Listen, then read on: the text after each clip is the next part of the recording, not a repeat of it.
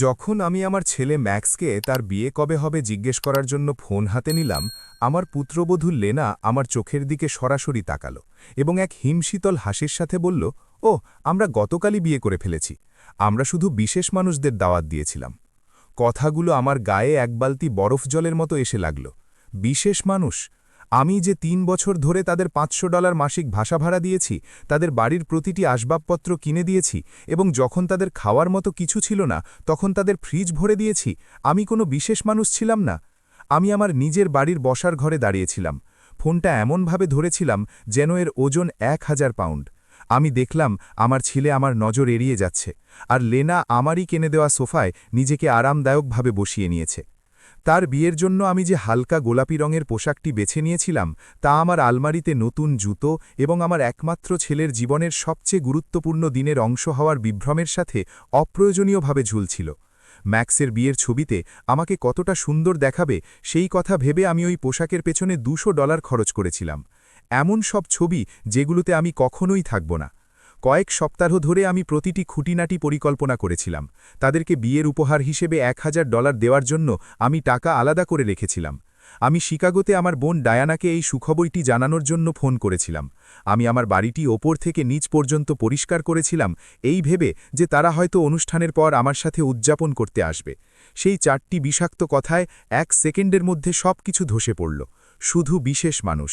Max অবশেষে তার দৃষ্টি তুলল এবং এক মুখস্থ করা গলায় বলল, মা, এটা খুব ব্যক্তিগত একটা ব্যাপার ছিল, খুবই ছোট পরিসরে, শুধু আমরা দুজন আর সাক্ষীরা। কিন্তু আমি জানতাম এটা একটা মিথ্যা কথা। আমি সোশ্যাল মিডিয়ায় ছবিগুলো দেখেছি। আমি দেখেছি লেনার বাবা মা বর-কনের পাশে গর্বের সাথে পোজ দিচ্ছে। আমি দেখেছি তার ভাই বোনেরা শ্যাম্পেন দিয়ে টোস্ট করছে। আমি লেনার সাদা পোশাকটি দেখেছি, যা আমি গত মাসে তার ব্যক্তিগত খরচের জন্য দেওয়া $৮০০ দিয়ে কিনতে সাহায্য করেছিলাম। আমি এমন সব কিছুই দেখেছি যা আমার দেখার কথা ছিল না। ১ সপ্তাহ পর, সেই অপমানের ঠিক ৭ দিন পর, লেনা আমাকে সম্পূর্ণ ভিন্ন এক কণ্ঠে ফোন করল। সে আর সেই আত্মবিশ্বাসী নারী ছিল না যে আমাকে তার বিয়ে থেকে বাদ দিয়েছিল। এখন তাকে মরিয়া শোনাচ্ছিল, প্রায় অনুনয় করার মতো। রেনেট, ভাড়ার সময় পার হয়ে গেছে, বাড়ির মালিক আমাদের চাপ দিচ্ছেন এবং বলছেন যদি আমরা এই সপ্তাহে টাকা না দিই তবে তিনি আমাদের বের করে দেবেন। তুমি টাকা ট্রান্সফার করতে ভুলে গেছ। তার গলা সামান্য কাঁপছিল, যেন পৃথিবী শেষ হয়ে যাচ্ছে। আমি কয়েক সেকেন্ড চুপ করেছিলাম, স্মরণ করছিলাম সেই সব সময়ের কথা যখন আমি ওই ট্রান্সফার করার জন্য ব্যাংকে ছুটে গিয়েছি। সেই সব সময়ের কথা যখন আমি আমার নিজের পরিকল্পনা বাতিল করেছি, শুধু এটা নিশ্চিত করার জন্যে যে তাদের মাথার উপর একটি ছাদ থাকে। সেই সব সময়ের কথা যখন আমি ডাল আর ভাত খেয়েছি যাতে আমি তাদের শখ পূরণের জন্যে টাকা দিতে পারি।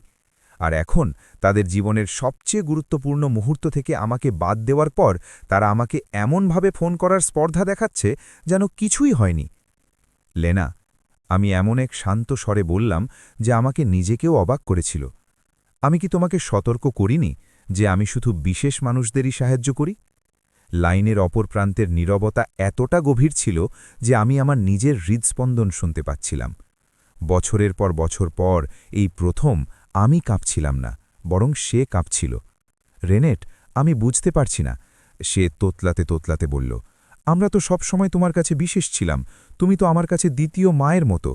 মিথ্যে, সব মিথ্যে, সেই মিষ্টি গলায় মোড়া মিথ্যে, যা সে শুধু তখনই ব্যবহার করত যখন তার কিছু প্রয়োজন হতো। ঠিক একই গলা যা সে আমার কাছে বিয়ের পোশাক, হানিমুন এবং আংটির জন্যে টাকা চাইতে ব্যবহার করেছিল, যেগুলোর জন্য আমি টাকা দিয়েছিলাম ঘুণক্ষরেও না জেনে যে আমি কখনোই সেই অনুষ্ঠান দেখতে পাব না যেখানে এগুলো বদল করা হবে। এতগুলো বছর ধরে আমার সব সময় মনে হতো যেন আমি ডিমের খোসার ওপর দিয়ে হাঁটছি। নিজের ছেলের কাছ থেকে এক কণা স্নেহ পাওয়ার আশায় আমি আমার প্রতিটি শব্দ, প্রতিটি অঙ্গভঙ্গি, প্রতিটি উপহার মেপে মেপে দিতাম। আমি ছিলাম নিখুঁত মা, বাধ্য শাশুড়ি, নীরব যোগানদার যে কখনো প্রতিবাদ করেনি যখন তারা আমার সাথে এমন আচরণ করত যেন আমি অদৃশ্য। কিন্তু সেই শুধু বিশেষ মানুষ কথাটি আমার ভেতরে এমন কিছু জাগিয়ে তুলেছিল যা দীর্ঘকাল ধরে ঘুমিয়েছিল। আমি মনে মনে হিসেব করেছিলাম এই ৩ বছরে আমি তাদের পেছনে কত টাকা খরচ করেছি। বাসা ভাড়া, খাবার, উপহার, জরুরি প্রয়োজন আর খেয়াল খুশি মেলালে এর পরিমাণ ছিল $২০,০০০-এরও বেশি। $20,000, যা আমি আমার অবসর ভাতা থেকে, আমার জমানো টাকা থেকে, আমার মৃত স্বামীর রেখে যাওয়া টাকা থেকে নিয়েছিলাম, যাতে আমি আমার জীবনের শেষ বছরগুলো শান্তিতে কাটাতে পারি। আর এই সব কিছুর পরিণতি কি হলো? নিজের ছেলের বিয়ের দিন একজন অপরিচিত মানুষের মতো আচরণ পাওয়া। সেদিন রাতে ফোন রাখার পর আমি বিছানায় বসে কাঁদলাম। তবে সেগুলো দুঃখের কান্না ছিল না, সেগুলো ছিল রাগের, জমে থাকা হতাশার, বছরের পর বছর ধরে নীরবে সহ্য করা অপমানের কান্না। আমি কাঁদলাম সেই সব সময়ের জন্য যখন তারা আমাকে অনুভব করিয়েছে যে আমার ভালোবাসা একটা বোঝা, আমার উপস্থিতি একটা বাধা, আমার টাকাটাই একমাত্র জিনিস যা আমার দেওয়ার ছিল। আমি কাঁদলাম সেই বোকা মায়ের জন্য যে আমি ছিলাম, সেই নারীর জন্য যে নিজেকে হারিয়ে ফেলেছিল তাদের কাছে অপ্রয়োজনীয় হওয়ার চেষ্টায়, যারা তাকে অপ্রয়োজনীয় মনে করত। পরদিন সকালে যখন ঘুম থেকে উঠলাম, আমার ভেতরের কিছু একটা বদলে গিয়েছিল। এটা শুধু প্রতারণার কষ্ট ছিল না, এটা ছিল আরও গভীর, আরও শীতল কিছু।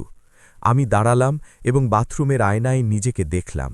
সেই একই ক্লান্ত চোখ, সেই একই বলিরেখা, যা বছরের পর বছর ধরে প্রতিদানে কিছু না পেয়ে শুধু ভালোবাসা দেওয়ার গল্প বলছিল। কিন্তু আমার দৃষ্টিতে অন্য কিছুও ছিল, এক ধরনের কাঠিন্য যা আমি চিনতে পারছিলাম না, এক ধরনের দৃঢ়তা যা বছরের পর বছর ধরে মানিয়ে চলার নিচে চাপা পড়েছিল। আমি রান্নাঘরে গেলাম এবং 40 বছর ধরে প্রতিদিন সকালে যেমনটা করতাম তেমনভাবেই কফি বানালাম। তবে এবার আমি ম্যাক্সকে ফোন করে সে কেমন ঘুমিয়েছে তা জিজ্ঞেস করার কথা ভাবলাম না। আগের দিনের অপমানের জন্য সে ক্ষমা চেয়ে কোনো মেসেজ পাঠিয়েছে কিনা সেই অপেক্ষায় আমি আমার ফোনও চেক করলাম না। দীর্ঘদিনের মধ্যে এই প্রথমবার দিনের শুরুতে আমি নিজেই ছিলাম আমার প্রথম চিন্তা। আমি সেই টেবিলে বসলাম যেখানে আমি কতবার তাদের জন্য সারপ্রাইজের পরিকল্পনা করেছি, তাদের খরচের বিল গুনেছি এবং তারা যখন আমার সাথে উদাসীন আচরণ করেছে তখন নীরবে কেঁদেছি। এখন এই টেবিলটি সম্পূর্ণ ভিন্ন কিছুর সাক্ষী হবে। আমি আমার চেক বই, আমার ব্যাংক স্টেটমেন্ট বের করলাম এবং হিসেব করতে শুরু করলাম। আমি অক্ষরে অক্ষরে আমার নিজের বোকামির মাত্রা দেখতে চেয়েছিলাম। $500 মাসিক বাসা ভাড়া 36 দিয়ে গুণ করলে হয় $18,000। খাবার ও প্রয়োজনীয় জিনিসপত্র প্রতি মাসে প্রায় $200 হিসেবে আরও $7,200। জন্মদিনের উপহার, বড়দিনের উপহার, বিবাহবার্ষিকীর উপহার কমপক্ষে $3,000। লেনার জরুরি চিকিৎসার খরচ $800। গাড়ির ঋণ যা তারা আমাকে কখনো ফেরত দেয়নি $2,500। তাদের অ্যাপার্টমেন্টের এসি মেরামতের খরচ $600। বসার ঘরের আসবাবপত্র $1,200। মোট $33,400। এটাই ছিল আমার উদারতার সঠিক পরিমাণ। $33,400 আমি নষ্ট করেছি আমার স্বামীর রেখে যাওয়া সম্পত্তি থেকে, আমার পেনশন একে, দশকের পর দশক সৎ পথে কাজ করে পাই পাই করে জমানো আমার সঞ্চয় থেকে। সেই সব টাকা জানলা দিয়ে ছুড়ে ফেলা হয়েছে শুধু দুজন প্রাপ্তবয়স্ক মানুষকে আরামে রাখার জন্য, যারা এমনকি আমাকে সম্মান করার ভানটুকুও করতে পারত না। ফোন বেজে উঠল এবং আমি স্ক্রিনে ম্যাক্সের নাম দেখলাম। স্বাভাবিক অবস্থায় আমার বুক ধরফর করত এবং আমি দৌড়ে গিয়ে ফোন ধরতাম এই আশায় যে সে শেষমেশ ক্ষমা চাইবে এবং ব্যাখ্যা করবে যে সবকিছুই একটা ভুল বোঝাবুঝি ছিল। কিন্তু এবার আমি এটা বাজতে দিলাম। একবার, দুবার, তিনবার। অবশেষে এটা শান্ত হল এবং আমি আমার কফি পান করতে থাকলাম, যেন কিছুই হয়নি। 10 মিনিট পর এটা আবার বেজে উঠল। এবার লেনা। আমি এটাকেও বাজতে দিলাম। তারপর ম্যাক্সের কাছ থেকে একটা টেক্সট এলো, মা প্লিজ ফোনটা ধরো, আমাদের কথা বলতে হবে। আমি কোনো উত্তর না দিয়ে মেসেজটি ডিলিট করে দিলাম। দুপুর 2টোর সময় আমি হাঁটতে যাওয়ার সিদ্ধান্ত নিলাম। কোনো নির্দিষ্ট উদ্দেশ্য ছাড়া, তাদের সাথে সম্পর্কিত কোনো কাজ ছাড়া আমি কয়েক মাস ধরে এমনটা করিনি।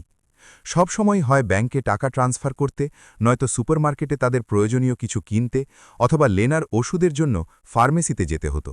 কিন্তু আজ আমি হাঁটতে বেরোলাম শুধু এই কারণে যে আমি হাঁটতে চেয়েছি। আমি সেই পার্কের পাশ দিয়ে হেঁটে গেলাম যেখানে আমি ম্যাক্সকে ছোটবেলায় প্রায়ই নিয়ে যেতাম। আমার সেই মিষ্টি ছেলেটির কথা মনে পড়ল যে আমাকে শক্ত করে জড়িয়ে ধরে বলতো, আমিই পৃথিবীর সেরা মা। কখন সে এমন এক মানুষে পরিণত হল যে আমার সাথে অনুভূতি সম্পন্ন এক এটিএম মেশিনের মতো আচরণ করে? কবে থেকে আমি ভালোবাসাকে টাকার সাথে গুলিয়ে ফেলতে শুরু করলাম? কবে থেকে আমি বিশ্বাস করতে শুরু করলাম যে আমাকে আমার নিজের ছেলের স্নেহ কিনে নিতে হবে? যে ব্যাংকে আমি প্রায়ই অটোমেটিক ট্রান্সফার করতাম তার দরজার সামনে আমি দাঁড়ালাম। ব্রাঞ্চ ম্যানেজার মিস্টার ক্লেইং গ্লাসের ভেতর দিয়ে আমাকে দেখলেন এবং হাত নাড়লেন। আমি তাকে বহু বছর ধরে চিনতাম। ম্যাক্স এবং লেনার কাছে আমার প্রতিটি ট্রান্সফারের কাজ তিনিই করতেন। তিনি দেখেছিলেন কিভাবে মাসের পর মাস তাদের অ্যাকাউন্ট ভরতে গিয়ে আমার অ্যাকাউন্ট খালি হয়ে যাচ্ছিল। আমি ভেতরে গেলাম এবং সরাসরি তার অফিসে গেলাম। মিস্টার ক্লেইন, আমি তাকে বললাম, আমি যে অটোমেটিক ট্রান্সফারগুলো চালু রেখেছি সেগুলো আমাকে বাতিল করতে হবে। তিনি আমার দিকে অবাক হয়ে তাকালেন।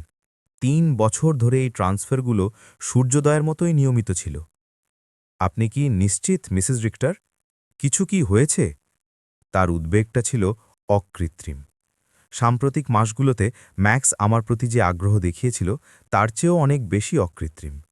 যা হয়েছে তা হলো আমি অবশেষে আমার চোখ খুলেছি। আমি উত্তর দিলাম, আমি সব কিছু বাতিল করতে চাই এবং আমি এটাও জানতে চাই কিভাবে আমার অ্যাকাউন্টগুলোকে সুরক্ষিত রাখা যায়। আমি চাই না অন্য কারো আমার টাকায় অ্যাক্সেস থাকুক। যখন মিস্টার ক্লেইন বাতিলের কাজগুলো করছিলেন, আমার ফোন বাজা থামছিল না। ম্যাক্স, লেনা, আবার ম্যাক্স। মনে হচ্ছিল যেন তাদের আয়ের উৎস কখন বিপদে পড়ে তা শনাক্ত করার জন্য তারা কোনো রাডার তৈরি করেছে। আমি ফোনটা পুরোপুরি বন্ধ করে দিলাম। মিসেস রিক্টার, মিস্টার ক্লেইন আমাকে কাগজগুলো দিতে দিতে বললেন, অনধিকার চর্চার জন্য আমি ক্ষমা চাইছি, কিন্তু এই এত বছর ধরে আমি আপনাকে আপনার পরিবারের প্রতি খুবই উদার হতে দেখেছি। আমি আশা করি এই পরিবর্তনগুলো করার জন্য আপনাকে কোনো চাপ দেওয়া হচ্ছে না। তার কথাগুলো আমাকে গভীরভাবে স্পর্শ করল। এই মানুষটি যে আমাকে ব্যাংক লেনদেনের বাইরে খুব একটা চিন্তই না, সে আমার মঙ্গলের জন্য আমার নিজের ছেলের চেয়ে বেশি সত্যিকারের উদ্বেগ দেখালো। আমাকে কোনো চাপ দেওয়া হচ্ছে না, মিস্টার ক্লিন, বরং আমি অবশেষে নিজেকে চাপ দেওয়া বন্ধ করেছি। যখন আমি ব্যাংক থেকে বেরোলাম, আমার অদ্ভুত রকম হালকা লাগল, যেন আমি ওই অফিসে একটা বিশাল বোঝা ফেলে এসেছি। বহু বছরের মধ্যে এই প্রথমবার আমার টাকা সম্পূর্ণভাবে আমার ছিল। এমন মানুষদের প্রতি আমার কোনো আর্থিক দায়বদ্ধতা ছিল না, যারা আমাকে একজন মানুষের পরিবর্তে একটি সম্পদ হিসেবে দেখত। আমি বাড়ি গেলাম এবং সেই সব জিনিসের কথা ভাবলাম যা আমি ম্যাক্স এবং লেনাকে খুশি করতে গিয়ে করিনি। তাদের জন্য টাকা বাঁচাতে গিয়ে যে ভ্রমণগুলোতে আমি যাইনি।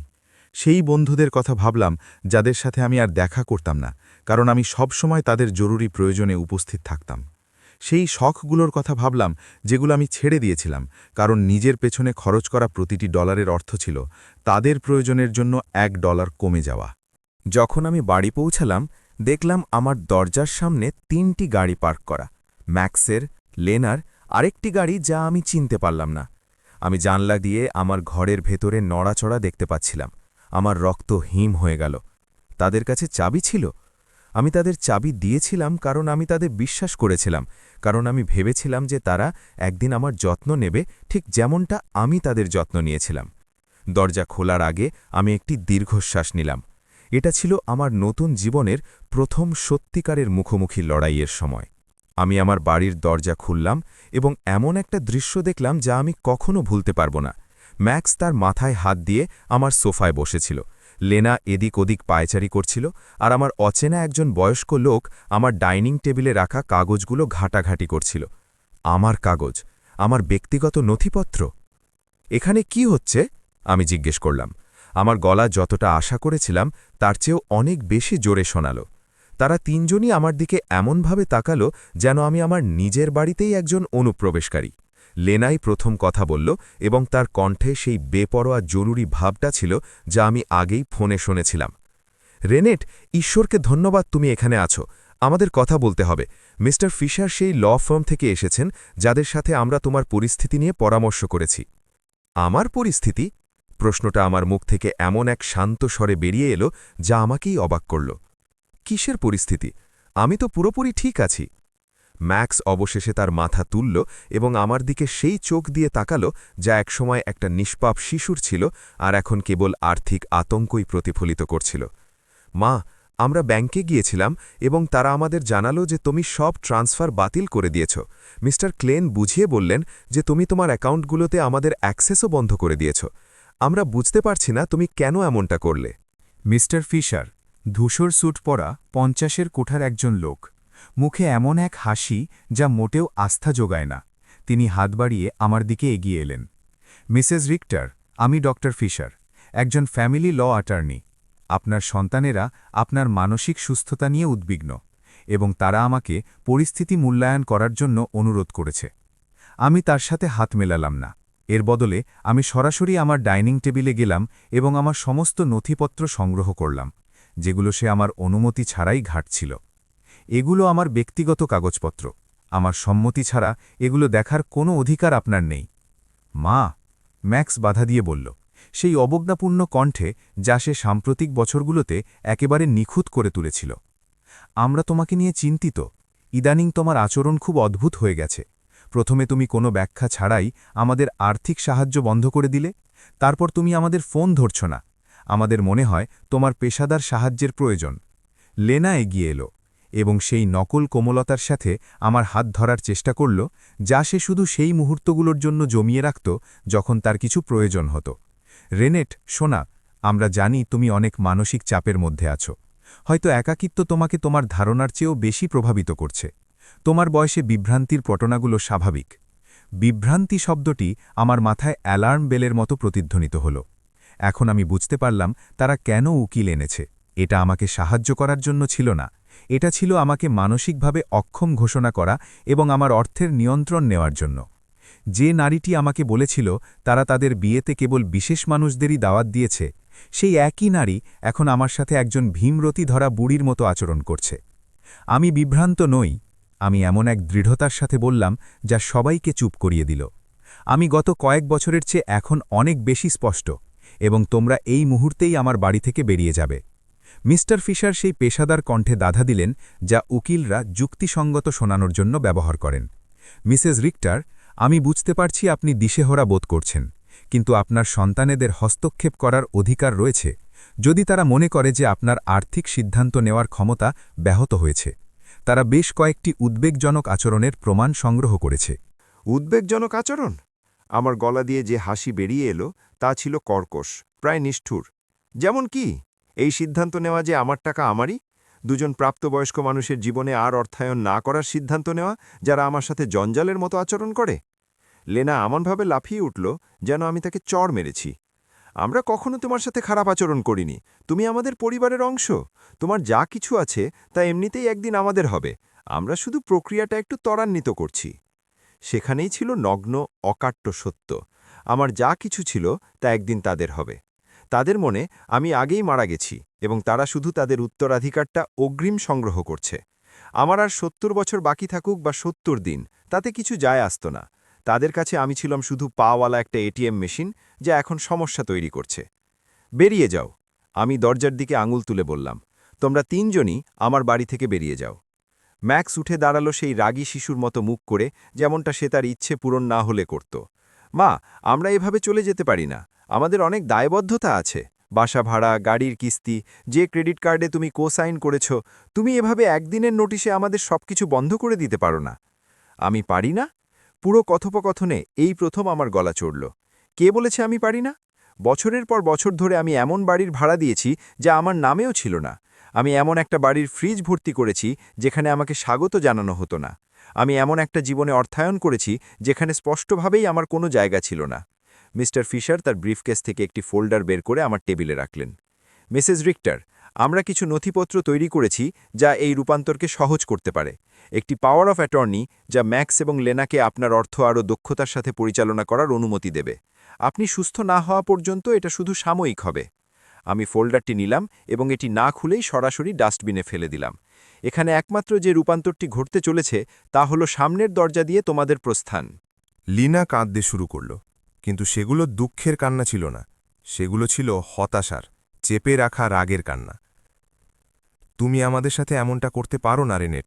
আমরা তোমার উপর নির্ভর করেছিলাম, আমরা তোমার সমর্থনের উপর ভিত্তি করে পরিকল্পনা করেছিলাম। আমরা জিনিস কিনেছি, আমরা আর্থিক দায়বদ্ধতা নিয়েছি, কারণ আমরা জানতাম আমরা তোমার উপর ভরসা করতে পারি। আমার টাকার উপর ভিত্তি করে দায়বদ্ধতা, আমি উত্তর দিলাম। আমার মঙ্গলের ওপর নয়, আমার সুখের ওপর নয়, আমার সঙ্গের ওপর নয়, শুধু আমার টাকার ওপর। আর এখন যখন আমি সিদ্ধান্ত নিয়েছি যে আমার টাকা আমার নিজের জীবনেই বেশি ভালোভাবে ব্যবহার করা উচিত, হঠাৎ করে আমি একজন বিভ্রান্ত বৃদ্ধা হয়ে গেলাম যার আইনি অভিভাবকত্বের প্রয়োজন। ম্যাক্স আমার দিকে এগিয়ে আসার চেষ্টা করল, কিন্তু আমি এক পা পিছিয়ে গেলাম। সে আর সেই ছেলেটি ছিল না যে দুঃস্বপ্ন দেখলে দৌড়ে এসে আমার কোলে ঝাঁপিয়ে পড়ত। সে এখন একজন ৩৫ বছর বয়সী মানুষ যে তার মাকে নিজের এবং অন্যদের অর্থায়নে চলা এক আরামদায়ক জীবনের পথে এক বাধা হিসেবে দেখত। মা, আমরা ভুল করেছি, সে এমন একটা কণ্ঠে বলল যা শুনে অনুতপ্ত মনে হওয়ার কথা। লিনা নার্ভাস ছিল, আমি চাপের মধ্যে ছিলাম।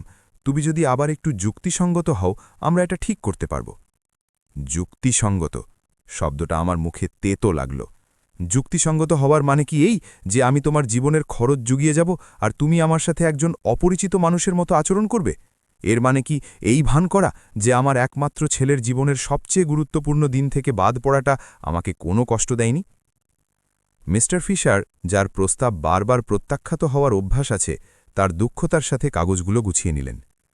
মিসেস রিক্টার, এটা এখানেই শেষ নয়। আপনার পরিবারের আইনি বিকল্প রয়েছে। আপনি যদি সত্যিই মানসিক স্বাস্থ্য সমস্যার কারণে অযৌক্তিক সিদ্ধান্ত নিতে থাকেন, তবে একজন বিচারক নির্ধারণ করতে পারেন যে আপনার অভিভাবকত্বের প্রয়োজন। তার কথাগুলো একটা আঘাতের মতো ছিল। আমি বুঝতে পারলাম এটা শুধু কোনো চাতুর্যপূর্ণ পারিবারিক সাক্ষাৎ ছিল না, এটা ছিল একটা বাস্তব আইনি হুমকি। তারা আমাকে আমার নিজের বিষয়গুলো পরিচালনা করতে অক্ষম ঘোষণা করতে চেয়েছিল। মিস্টার ফিশার, আমি সরাসরি তার চোখের দিকে তাকিয়ে বললাম, আমি আপনাকে পরামর্শ দেব যে আপনি এমন একজন ৭১ বছর বয়সী মহিলাকে হুমকি দেওয়ার আগে আপনার গবেষণাটা ভালোভাবে করুন, যিনি ৪০ বছর ধরে নিখুঁতভাবে তার আর্থিক বিষয়গুলো পরিচালনা করেছেন, যিনি স্বামীর মৃত্যুর পর একাই ছেলেকে বড় করেছেন, যিনি অবসরে যাওয়ার আগ পর্যন্ত সম্মানের সাথে কাজ করেছেন এবং সংসার চালিয়েছেন, এবং যিনি গত সপ্তাহ পর্যন্ত দুজন সম্পূর্ণ সক্ষম প্রাপ্তবয়স্ক মানুষকে আর্থিকভাবে সাহায্য করেছেন। লেনা কান্না থামালো এবং এমন এক শীতলতার সাথে আমার দিকে তাকালো যা অবশেষে তার আসল চেহারাটা দেখিয়ে দিল। এটা এভাবেই থাকবে না রেনেট, আমাদেরও অধিকার এবং আইনজীবী আছে। দারুণ, আমি উত্তর দিলাম। যত খুশি আইনজীবী ভাড়া করো, অবশ্যই তোমাদের নিজেদের টাকা দিয়ে, কারণ তোমাদের এই আইনি নাটকগুলোর খরচ জোগানোর জন্য আমার টাকা আর পাওয়া যাবে না। তারা তিনজন দরজার দিকে হেঁটে গেল, সেই সব মানুষদের আহত অহংকার নিয়ে যারা না শুনতে অভ্যস্ত নয়। বেরিয়ে যাবার আগে ম্যাক্স শেষবারের মতো আমার দিকে ফিরল। মা, এর শেষ পরিণতি তোমার জন্য খুব খারাপ হবে। তুমি শেষমেশ একা হয়ে যাবে। যখন তোমার সত্যি কাউকে প্রয়োজন হবে, তখন তোমার যত্ন নেওয়ার কেউ থাকবে না। ম্যাক্স, আমি গভীর দুঃখের সাথে কিন্তু স্ফটিকের মতো স্পষ্টতায় বললাম, আমি তো আগে থেকেই একা। তফাতটা শুধু এটাই যে এখন সেটা আমার নিজের ইচ্ছায়, তোমাদের অবহেলার কারণে নয়। তাদের পেছনে দরজা বন্ধ করার পর আমি আমার বসার ঘরে দাঁড়ালাম, যা বছরের পর বছর শোনা সবচেয়ে সুন্দর নীরবতায় ঘেরা ছিল। এটা ছিল স্বাধীনতার নীরবতা। সেদিন রাতে আমি ঘুমাতে পারলাম না, কিন্তু কোনো দুঃখ বা অনুশোচনা থেকে নয়, বরং নিজের জীবনের নিয়ন্ত্রণ ফিরে পাওয়ার অ্যাড্রেনালিনের কারণে। আমি বিছানায় জেগে শুয়েছিলাম, একজন সেনাপতির যুদ্ধের প্রস্তুতির মতো আমার পরবর্তী পদক্ষেপের পরিকল্পনা করছিলাম। ম্যাক্স এবং লেনা যদি লড়তে চায়, তবে আমি তাদের একটা যুদ্ধই দেব, কিন্তু এটা এমন একটা যুদ্ধ হবে যা আমি আবেগ দিয়ে নয়, বরং বুদ্ধি দিয়ে লড়ব। সকাল ৬টার সময় আমি ইতিমধ্যেই তৈরি হয়ে বের হওয়ার জন্য প্রস্তুত ছিলাম। আমার প্রথম গন্তব্য ছিল অ্যাটর্নি মিস্টার ওয়েবারের অফিস। এই মানুষটির সাথে আমি কয়েক বছর আগে দেখা করেছিলাম, যখন আমি আমার স্বামীর উইলের কাজ করছিলাম। ম্যাক্স এবং লেনা যে মিস্টার ফিশারকে এনেছিল, তার বিপরীতে মিস্টার ওয়েবারের ছিল এক অনবদ্য খ্যাতি, এবং তিনি বয়স্কদের অধিকার রক্ষায় বিশেষজ্ঞ ছিলেন। পরিস্থিতি খুলে বলার পর তিনি আমাকে বললেন, মিসেস রিক্টার, আপনার সন্তানেরা গতকাল যা করার চেষ্টা করেছে তা আপনার ধারণার চেয়েও বেশি ঘটে। একে বলা হয় বয়স্কদের সাথে আর্থিক অপব্যবহার, এবং এটি একটি ফেডারেল অপরাধ। তারা যে অনুমতি ছাড়া আপনার বাড়িতে প্রবেশ করেছে এবং আপনার ব্যক্তিগত নথিপত্র ঘেটেছে, সেটাও এক ধরনের লঙ্ঘন। তার কথাগুলো আমাকে শান্ত করল এবং একই সাথে চিন্তিতও করল। এগুলো আমাকে শান্ত করল কারণ এতে নিশ্চিত হওয়া গেল যে আমি পাগল হয়ে যাইনি। যা ঘটেছিল তা সত্যিই অপব্যবহার ছিল। আর এগুলো আমাকে চিন্তিত করল কারণ আমি বুঝতে পারলাম পরিস্থিতিটা আমার ভাবনার চেয়েও বেশি গুরুতর। আমাদের সবকিছু নথিভুক্ত করতে হবে, মিস্টার ওয়েবার বলে চললেন। প্রতিটি ট্রান্সফার, প্রতিটি উপহার, যতবার তারা আপনাকে টাকার জন্য চাপ দিয়েছে, আমরা আপনার উইলও পরিবর্তন করব যাতে ভবিষ্যৎ কোনো কারসাজির চেষ্টা থেকে আপনার সম্পদ রক্ষা করা যায়। আমরা ৩ ঘণ্টা ধরে আমার আর্থিক রেকর্ডগুলো পর্যালোচনা করলাম। মিস্টার ওয়েবার যখন মোট অঙ্কটা দেখলেন, ৩ বছরে $৩৩,৪০০, তিনি শীষ দিয়ে উঠলেন। মিসেস রিক্টার, এই টাকা দিয়ে আপনি আরামদায়কভাবে বাঁচতে পারতেন, ভ্রমণ করতে পারতেন এবং আপনার অবসর জীবন উপভোগ করতে পারতেন। তার বদলে আপনি দুজন প্রাপ্তবয়স্ক মানুষের জীবনে সম্পূর্ণ অর্থায়ন করেছেন, যারা এমনকি আপনাকে তাদের বিয়েতে দাওয়াত দেওয়ার মতো সম্মানটুকু দেখায়নি। মিস্টার ওয়েবারের অফিস থেকে বের হওয়ার সময় আমার কাছে একটি সম্পূর্ণ পরিকল্পনা ছিল। প্রথমত, আমি আমার বাড়ির সমস্ত তালা বদলে ফেলব। দ্বিতীয়ত, আমি ভবিষ্যতের কোনো আকস্মিক পরিদর্শন থেকে নিজেকে রক্ষা করতে ক্যামেরা সহ একটি সিকিউরিটি সিস্টেম বসাব। তৃতীয়ত, আমি অন্য কোনো ব্যাংকে একটি নতুন ব্যাংক অ্যাকাউন্ট খুলব যেখানে তাদের কোনো যোগাযোগ নেই। এবং চতুর্থত, আমি সেই জীবনযাপন শুরু করব যা আমি বছরের পর বছর ধরে স্থগিত করে রেখেছিলাম। আমার পরবর্তী গন্তব্য ছিল হার্ডওয়্যারের দোকান। এর মালিক মিস্টার সামার আমাকে বহু বছর ধরে চিনতেন, কারণ ম্যাক্স এবং লেনার অ্যাপার্টমেন্ট ঠিক করার জন্যে আমি সব সময় জিনিসপত্র কিনতাম। এবারের বিষয়টা আলাদা ছিল। মিসেস রিক্টার, আজ কি মনে করে আপনার ছেলের কি আবার কোনো ইমার্জেন্সি? তিনি এমন একজন মানুষের পরিচিত ভঙ্গিতে জিজ্ঞেস করলেন যিনি নীরবে আমার নষ্ট হওয়া উদারতার সাক্ষী ছিলেন। না মিস্টার সামার, এবার এটা আমার নিজের বাড়ির জন্যে। আমাকে সমস্ত তালা বদলাতে হবে এবং আমি চাই সেগুলো যেন সেরা মানের হয়। তিনি আমার দিকে অবাক হয়ে তাকালেন, কিন্তু কোনো প্রশ্ন করলেন না। যখন আমি তালাগুলো বাছাই করছিলাম তখন তার ছেলে ইথান এলো, যে সিকিউরিটি সিস্টেম বসানোর কাজ করত। এটা ছিল যেন স্বয়ং ঈশ্বর সহায়। ইথান, আমি তাকে বললাম, আমাকে সার্ভিলেন্স ক্যামেরাও বসাতে হবে, একদম সম্পূর্ণ সিস্টেম, টাকার কোনো সমস্যা নেই। পরদিন যখন তারা ইনস্টলেশনের জন্য সবকিছু প্রস্তুত করছিল, তখন একটি অচেনা নম্বর থেকে আমার কাছে একটি ফোন এলো। এটা ছিল লেনা, যে অন্য কারো ফোন থেকে কল করছিল, কারণ আগের দিনের মুখোমুখি লড়াইয়ের পর আমি তার নম্বর ব্লক করে দিয়েছিলাম। রেনেট, আমি লেনা, প্লিজ ফোনটা কেটো না, আমাদের সভ্য প্রাপ্তবয়স্কদের মতো কথা বলা দরকার। বলো, আমি নিরাসক্তভাবে বললাম। শোনো, আমি বুঝতে পারছি তুমি বিয়েটা নিয়ে রেগে আছো। ওটা একটা ভুল ছিল। ম্যাক্স এবং আমি এই বিষয়ে কথা বলেছি এবং আমরা এটা পুষিয়ে দিতে চাই। কেমন হয় যদি আমরা তোমার সাথে আমাদের বিয়ে উদযাপনের জন্য একটা বিশেষ ডিনারের আয়োজন করি? আমরা এটা তোমার বাড়িতে করতে পারি, আগের মতো একসাথে রান্না করতে পারি। তার কথার মধ্যে কারসাজি এতটাই স্পষ্ট ছিল যে আমাকে প্রায় হেসে ফেলতে হলো। লেনা, তোমার ঠিক কত টাকা ভাড়া বাকি পড়েছে? অপর প্রান্তের নীরবতা নিশ্চিত করল যে আমি একেবারে মুখ্যম জায়গায় আঘাত করেছি। 2 মাসের মোট $1000। তবে আমি শুধু সেটার জন্যই কল করিনি রেনেট। আমরা সত্যিই আমাদের জীবনে তোমার অভাব বোধ করছি। তোমরা কি আমার অভাব বোধ করছো নাকি আমার টাকার? আমি সরাসরি জিজ্ঞেস করলাম। দুটোই, সে আশ্চর্যজনক এক সততার সাথে উত্তর দিল। রেনেট, আমি তোমার কাছে মিথ্যা বলবো না। হ্যাঁ, আমাদের তোমার আর্থিক সাহায্য প্রয়োজন, কিন্তু আমরা তোমাকেও ভালোবাসি। তুমি আমাদের গুরুত্বপূর্ণ। আমি যদি এতই গুরুত্বপূর্ণ হই, আমি বললাম, তবে আমি তোমাদের বিয়েতে থাকার মতো এতটা গুরুত্বপূর্ণ কেন ছিলাম না? আমি কেন এমন একটা কল পাওয়ার জন্য যথেষ্ট গুরুত্বপূর্ণ নই যেখানে টাকার কথা চাওয়া হয় না? শেষ কবে তুমি শুধু আমি কেমন আছি তা জানার জন্য আমাকে কল করেছিলে? আবারও নীরবতা। আমরা দুজনেই উত্তরটা জানতাম, কখনোই না। লেনা, আমি তোমাকে এটা শুধু একবারই বোঝাবো। 3 বছর ধরে তোমরা আমার সাথে অনুভূতি সম্পন্ন একটা এটিএমের মতো আচরণ করেছ। তোমরা আমাকে ব্যবহার করেছ, আমাকে অগ্রাহ্য করেছ, আমাকে অপমান করেছ এবং সবশেষে তোমরা আমাকে সম্ভাব্য সবচেয়ে জঘন্য উপায়ে অপমান করেছ। এখন যখন টাকা শেষ হয়ে যাচ্ছে, তখন তুমি হঠাৎ আবিষ্কার করলে যে তুমি আমাকে ভালোবাসো। লেনা, প্লিজ। আমি তার কথা থামিয়ে দিলাম। কোনো প্লিজের সুযোগ নেই। তুমি তোমার পছন্দ বেছে নিয়েছিলে যখন তুমি সিদ্ধান্ত নিয়েছিলে যে আমি তোমার বিয়েতে থাকার মতো যথেষ্ট বিশেষ কেউ নই। এখন আমি আমারটা বেছে নিচ্ছি। আমি ফোন কেটে দিলাম এবং ফোনটা পুরোপুরি বন্ধ করে দিলাম। আমি আমার মুক্তির দিনে আর কোনো ব্যাঘাত চাইছিলাম না। সেদিন বিকেলে আমি বিউটি সেলুনে গেলাম, যেখানে আমি 1 বছরের বেশি সময় ধরে যাইনি। আমি সবসময় আমার অ্যাপয়েন্টমেন্ট বাতিল করে দিতাম, কারণ ম্যাক্স বা লেনার জরুরি কিছু প্রয়োজন হতো, অথবা আমি আমার নিজের জন্য যে টাকাটা আলাদা করে রাখতাম তা তাদের কাছে ইমার্জেন্সি হয়ে দাঁড়াত। মিসেস রিক্টার, আমার প্রিয় হেয়ার স্টাইলিস্ট সিনথিয়া ডাক দিল। কি দারুণ সারপ্রাইজ! আমি তো ভেবেছিলাম আপনি আমাদের ভুলেই গেছেন। আমি তোমাদের ভুলিনি সিনথিয়া, আমি শুধু ভুলে গিয়েছিলাম যে আমার নিজেরও একটু যত্নপ্রাপ্য। আমি নিজেকে পুরো ট্রিটমেন্ট দিলাম, চুল কাটা, রং করা, ম্যানিকিউর, পেডিকিউর। বহু বছরের মধ্যে এই প্রথমবার আমি অপরাধ বোধ ছাড়া নিজের ওপর টাকা খরচ করলাম। সিনথিয়া যখন আমার চুল নিয়ে কাজ করছিল, তখন সে আমাকে তার জীবন, তার সন্তান, তার স্বপ্ন সম্পর্কে বলছিল। ম্যাক্স এবং লেনার প্রয়োজনের চারপাশে ঘোরে না এমন একটি কথোপকথন পাওয়াটা বেশ সতেজকর ছিল। আপনাকে খুব সুন্দর দেখাচ্ছে মিসেস রিক্টার, তবে তার চেয়েও বড় কথা, আপনাকে মুক্ত মনে হচ্ছে। ভালো কিছু হয়েছে? হ্যাঁ সিনথিয়া, আমি অবশেষে না বলতে শিখেছি। বিকেলে যখন আমি বাড়ি ফিরলাম, আমার দরজার সামনে একটি অচেনা গাড়ি দেখতে পেলাম। এক মুহূর্তের জন্য আমার হৃৎপিণ্ড দ্রুত স্পন্দিত হল, এই ভেবে যে ম্যাক্স এবং লেনা হয়তো আরও লোকজন নিয়ে ফিরে এসেছে। কিন্তু আমি যখন কাছে গেলাম, দেখলাম আমার বারান্দার সিঁড়িতে একজন বয়স্ক মহিলা বসে আছেন। Mrs Richter? গাড়ি থেকে নামতেই তিনি জিজ্ঞেস করলেন। হ্যাঁ, আমি কি আপনাকে সাহায্য করতে পারি? আমি এলিনার ব্রুকস। আমি পাশের বাড়িতেই থাকি। আমরা বছরের পর বছর ধরে প্রতিবেশী, কিন্তু আমাদের কখনো কথা বলার সুযোগ হয়নি। গতকাল আমি আপনার বাড়িতে খুব উচ্চস্বরে কথা শুনতে পেয়েছিলাম এবং আমি চিন্তিত হয়ে পড়ি। সবকিছু কি ঠিক আছে? তার আন্তরিক উদ্বেগ আমাকে গভীরভাবে স্পর্শ করল।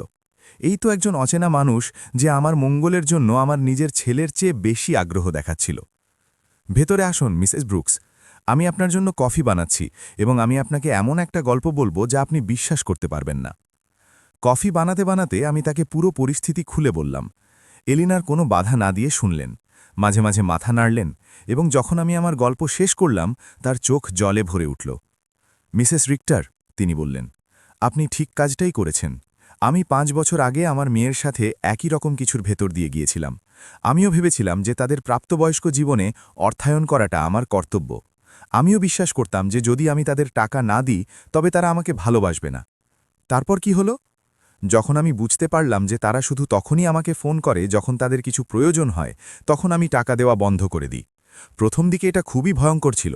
তারা আমাকে হুমকি দিয়েছিল, ইমোশনাল ব্ল্যাকমেল করেছিল, আমাকে অপরাধী বোধ করানোর চেষ্টা করেছিল।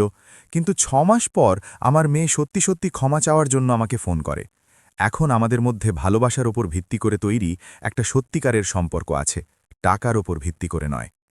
তার কথাগুলো আমাকে আশা জোগালো এবং নিশ্চিত করল যে আমি সঠিক সিদ্ধান্তই নিয়েছি। আপনার কি মনে হয় ম্যাক্স আর লেনা একদিন বুঝতে পারবে? হয়তো হ্যাঁ, হয়তো না, তিনি সততার সাথে উত্তর দিলেন।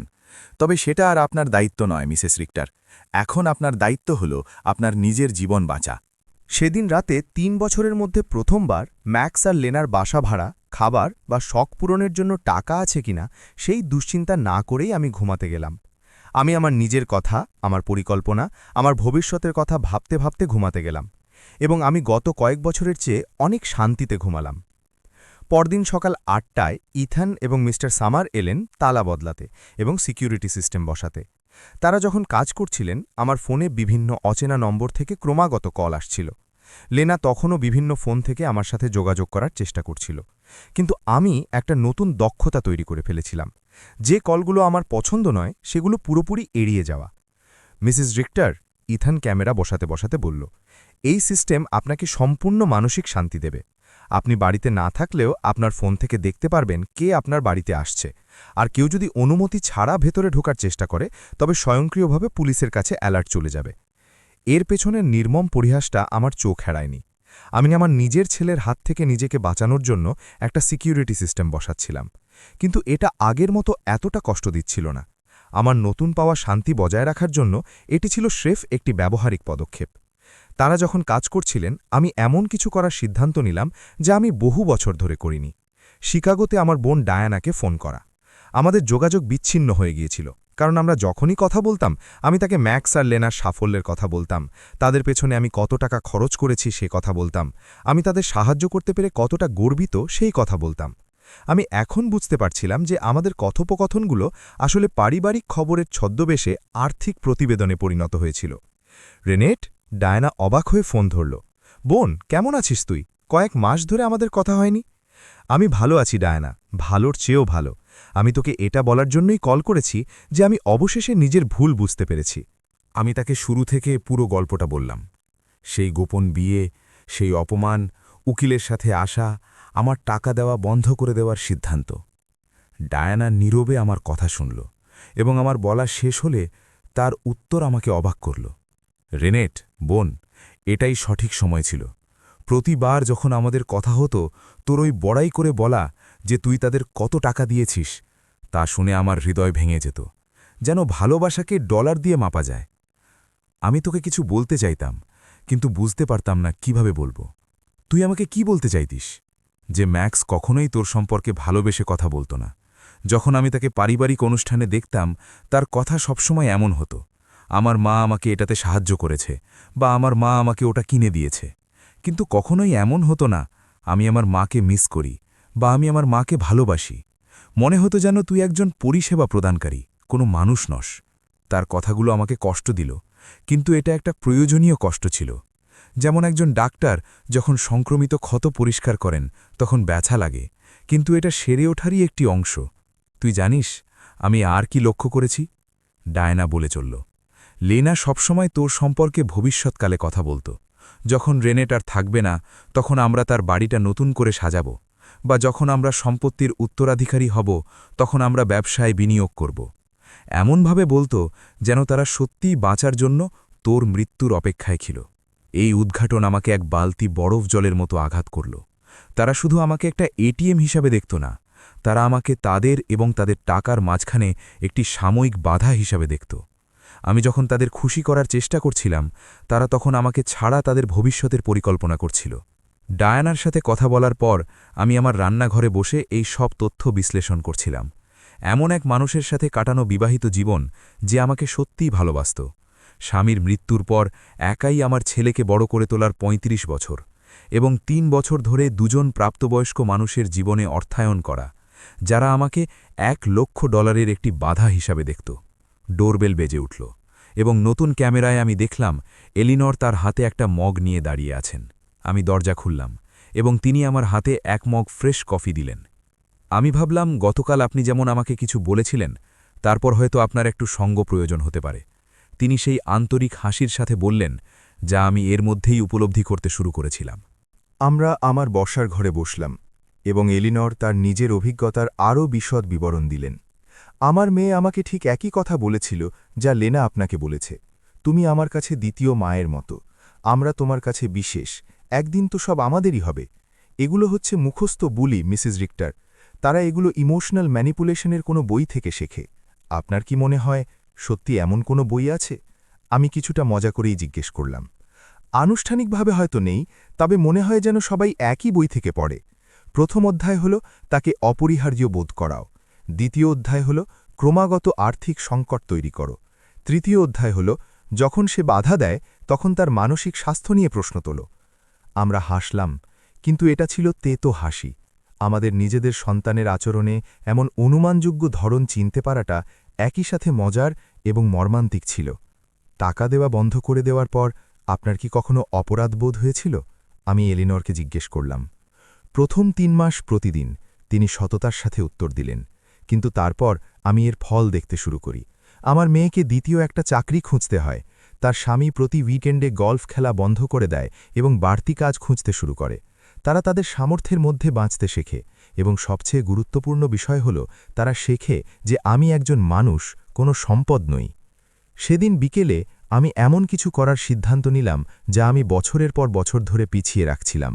আমার স্বামীর কবর জিয়ারত করতে যাওয়া। আমি সবসময়ই না যাওয়ার কোনো না কোনো অজুহাত দিতাম, কারণ ম্যাক্স বা লেনার জরুরি কিছু প্রয়োজন হতো, অথবা ট্যাক্সির ভাড়ার টাকাটা তাদের কোনো এমার্জেন্সিতে কাজে লাগালে ভালো হবে বলে মনে হতো।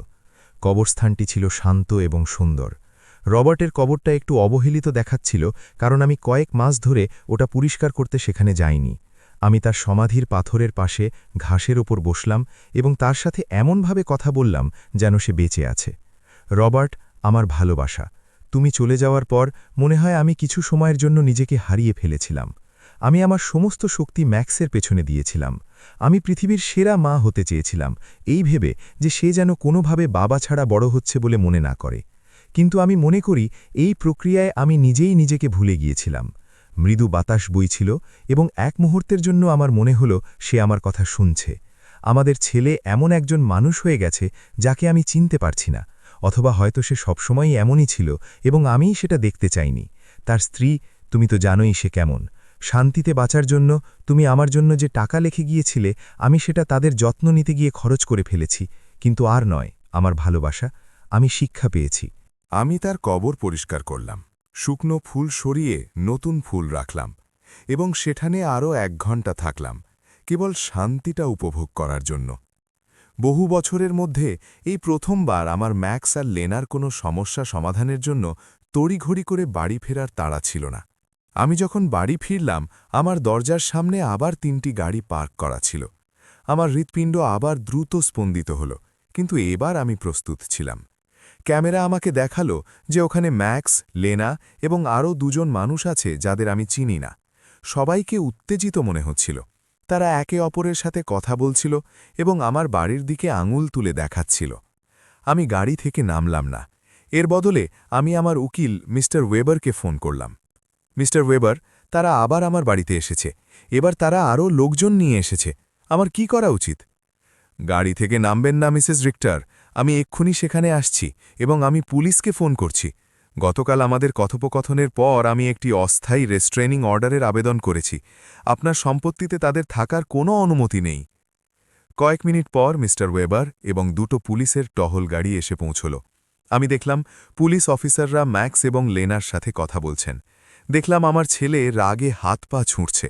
দেখলাম লেনা আবারও কাঁদছে, কিন্তু এবার তার চোখের জল আমাকে একটুও টলাতে পারল না। একজন পুলিশ অফিসার আমার গাড়ির দিকে এগিয়ে এলেন।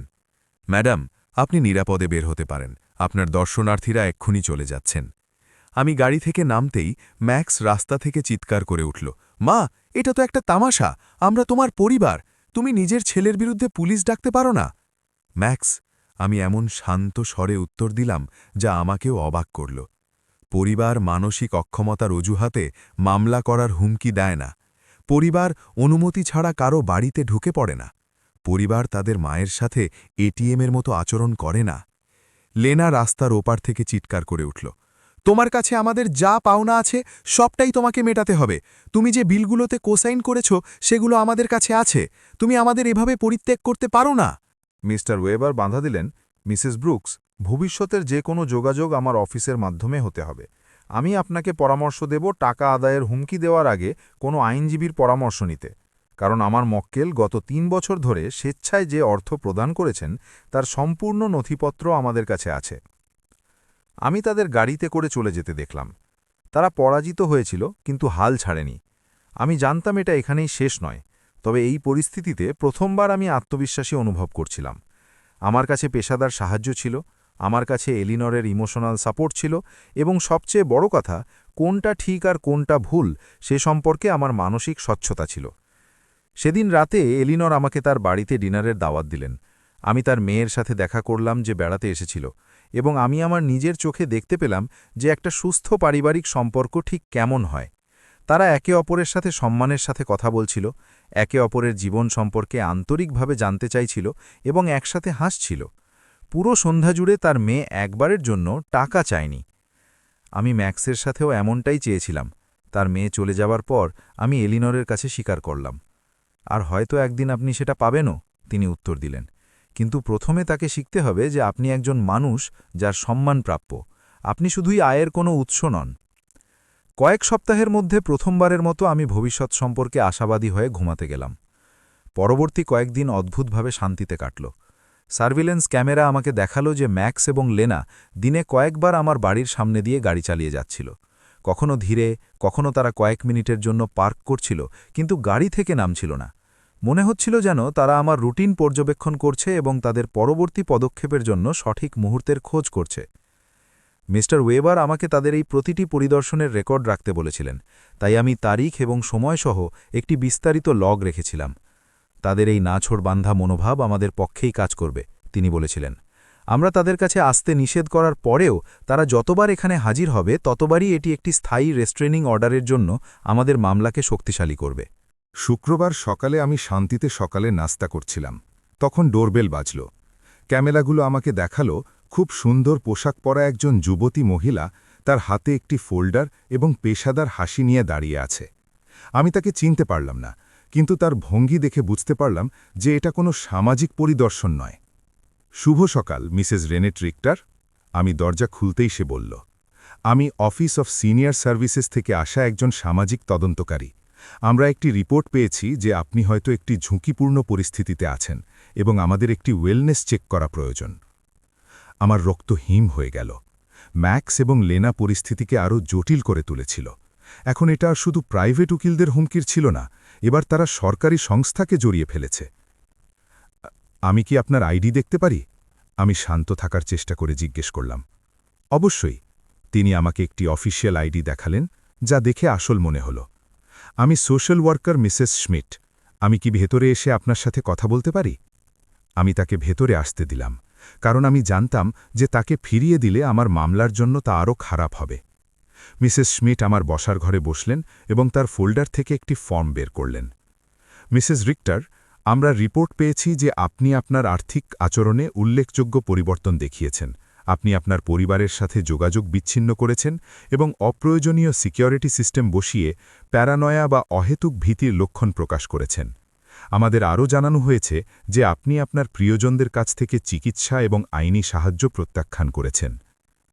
আমাকে একজন মানসিকভাবে ভারসাম্যহীন বৃদ্ধা হিসাবে প্রমাণ করার জন্য প্রতিটি শব্দ খুব সাবধানে বেছে নেওয়া হয়েছিল। এই কথাগুলোর মধ্যে আমি লেনার ছাপ চিনতে পারছিলাম। সে যা চায় তা পাওয়ার জন্য শব্দ নিয়ে খেলা করার ব্যাপারে সে সবসময়ই খুব দক্ষ ছিল। মিস স্মিথ, আমি যতটা সম্ভব মর্যাদা বজায় রেখে বললাম, আমি কোনো প্রশ্নের উত্তর দেওয়ার আগে আমার আইনজীবীকে ফোন করতে চাই। ম্যাডাম, এটা কোনো আইনি জিজ্ঞাসাবাদ নয়, এটা শুধু একটি ওয়েলনেস চেক। আপনার যদি কিছু লুকোনোর না থাকে তবে আমার সাথে কথা বলতে আপনার কোনো সমস্যা হওয়ার কথা নয়। আপনার যদি লুকোনোর কিছু না থাকে, এই কথাটি আমাকে ক্ষুব্ধ করে তুলল। এটা ছিল সেই একই যুক্তি যা নির্যাতনকারীরা তাদের অনধিকার প্রবেশকে ন্যায্য প্রমাণ করতে ব্যবহার করে। আপনি যদি নির্দোষ হন তাহলে আপনার গোপনীয়তা লঙ্ঘিত হওয়া নিয়ে আপনার অভিযোগ করা উচিত নয়। মিস, আমি আমার আইনজীবীকে ডাকছি। আপনি এখানে অপেক্ষা করতে পারেন অথবা অন্য কোনো দিন ফিরে আসতে পারেন, কিন্তু আইনি প্রতিনিধি উপস্থিত না থাকা পর্যন্ত আমি কোনো প্রশ্নের উত্তর দেব না। আমি মিস্টার ওয়েবারকে ফোন করলাম এবং তিনি ২০ মিনিটের মধ্যে সেখানে উপস্থিত হলেন। তিনি যখন ভেতরে ঢুকলেন এবং সোশ্যাল ওয়ার্কারকে দেখলেন, তার অভিব্যক্তি কঠোর হয়ে গেল। মিস স্মিথ, তার আইডি চেক করার পর তিনি বললেন, আমি আশা করি এখানে আসার জন্য আপনার কাছে আদালতের কোনো নির্দেশ আছে, কারণ আমার মক্কেল আমার আইনি প্রতিনিধিত্বের অধীনে আছেন এবং যে কোনো অননুমোদিত তদন্ত হয়রানির শামিল। স্যার, মিসেস স্মিথ আগের চেয়ে কিছুটা কম আত্মবিশ্বাসের সাথে উত্তর দিলেন। এই ভদ্রমহিলার মঙ্গল নিয়ে আমরা তার উদ্বিগ্ন পরিবারের সদস্যদের কাছ থেকে রিপোর্ট পেয়েছি। এটা তদন্ত করা আমাদের দায়িত্ব। কিসের পরিবার? মিস্টার ওয়েবার নিরাসক্তভাবে জিজ্ঞেস করলেন। সেই পরিবার যে তাকে বিনা প্রতিনিধিত্বে একটা পাওয়ার অফ অ্যাটর্নিতে সই করানোর চেষ্টা করেছিল, সেই পরিবার যে অনুমতি ছাড়া তার বাড়িতে ঢুকে তার ব্যক্তিগত নথিপত্র ঘেটেছিল, সেই পরিবার যে তার টাকায় বেঁচে থেকে তাকে তাদের গুরুত্বপূর্ণ অনুষ্ঠান থেকে বাদ দিয়েছিল। মিস্টার ওয়েবার তার ব্রিফকেস থেকে একটি ফোল্ডার বের করে টেবিলে রাখলেন। এখানে আমার মক্কেলের আর্থিক এবং মানসিক নির্যাতনের সম্পূর্ণ প্রমাণ আছে। ৩ বছরে তার অ্যাকাউন্ট থেকে তুলে নেওয়া $৩৩,৪০০, সুপরিকল্পিতভাবে সামাজিক জীবন থেকে বিচ্ছিন্ন করা এবং ইমোশনাল ব্ল্যাকমেল। এখানে যদি কারোর তদন্ত করার প্রয়োজন হয় তবে সেটা আমার মক্কেল নয়। মিসেস স্মিথ ক্রমবর্ধমান অস্বস্তির সাথে কাগজপত্রগুলো পরীক্ষা করলেন। এটা স্পষ্ট ছিল যে তাকে যে তথ্য দেওয়া হয়েছিল তা তার সামনের বাস্তবতার সাথে মিল ছিল না। মিসেস রিক্টার, আপনি কি আমাকে ব্যাখ্যা করতে পারেন কেন আপনি আপনার ছেলের জন্য আর্থিক সাহায্য এত হঠাৎ করে বন্ধ করে দিলেন? কারণ আমি অবশেষে আবিষ্কার করেছি যে তারা আমাকে ব্যবহার করছিল। কারণ আমি বুঝতে পেরেছিলাম যে তাদের কাছে আমি একজন মা নই, বরং একটা ব্যাঙ্ক অ্যাকাউন্ট। কারণ আমি এমন মানুষদের জীবনে অর্থায়ন করতে করতে ক্লান্ত হয়ে পড়েছিলাম যারা আমাকে একটি বাধা হিসেবে দেখত। কিন্তু আপনার কি মনে হয় না আপনার পরিবারকে সাহায্য করা আপনার দায়িত্ব? প্রশ্নটি আমাকে ক্ষুব্ধ করল। মিস স্মিথ, একজন মা হিসেবে আমার দায়িত্ব ছিল আমার ছেলেকে ১৮ বছর বয়স পর্যন্ত বড় করা, তাকে শিক্ষিত করা এবং একজন স্বাধীন প্রাপ্তবয়স্ক মানুষ হওয়ার জন্য তাকে প্রস্তুত করা। আমার ছেলের বয়স ৩৫ বছর, সে বিবাহিত এবং নিজের ভরণপোষণ করার জন্য সে পুরোপুরি সক্ষম। তার প্রাপ্তবয়স্ক জীবনে অর্থায়ন করাটা আমার দায়িত্ব নয়, এটা আমার পছন্দ, আর আমি পছন্দ করেছি আর তা না করার। মিস্টার ওয়েবার বাধা দিলেন। মিস স্মিথ একজন ৩৫ বছর বয়সী প্রাপ্তবয়স্ক মানুষের পক্ষে তার ৭১ বছর বয়সী মায়ের সাহায্য ছাড়া নিজের বাসা ভাড়া দিতে না পারাটাকে কি আপনি স্বাভাবিক বলে মনে করেন? মিসেস স্মিথ সঙ্গে সঙ্গে উত্তর দিলেন না। আমি দেখতে পাচ্ছিলাম তিনি পুরো পরিস্থিতি নতুন করে মূল্যায়ন করছেন। মিসেস রিখতার কিছুক্ষণ পর তিনি জিজ্ঞেস করলেন, আপনি কি আপনার নিজের আর্থিক বিষয়গুলো সম্পূর্ণ নিজে পরিচালনা করেন? আমি আপনাকে আমার ব্যাংক স্টেটমেন্ট, আমার বিনিয়োগ, আমার ট্যাক্স দেওয়ার রসিদ সব দেখাতে পারি। সব কিছু হালনাগাদ এবং ঠিকঠাক আছে। আপনি কি স্বাধীনভাবে জীবনযাপন করেন?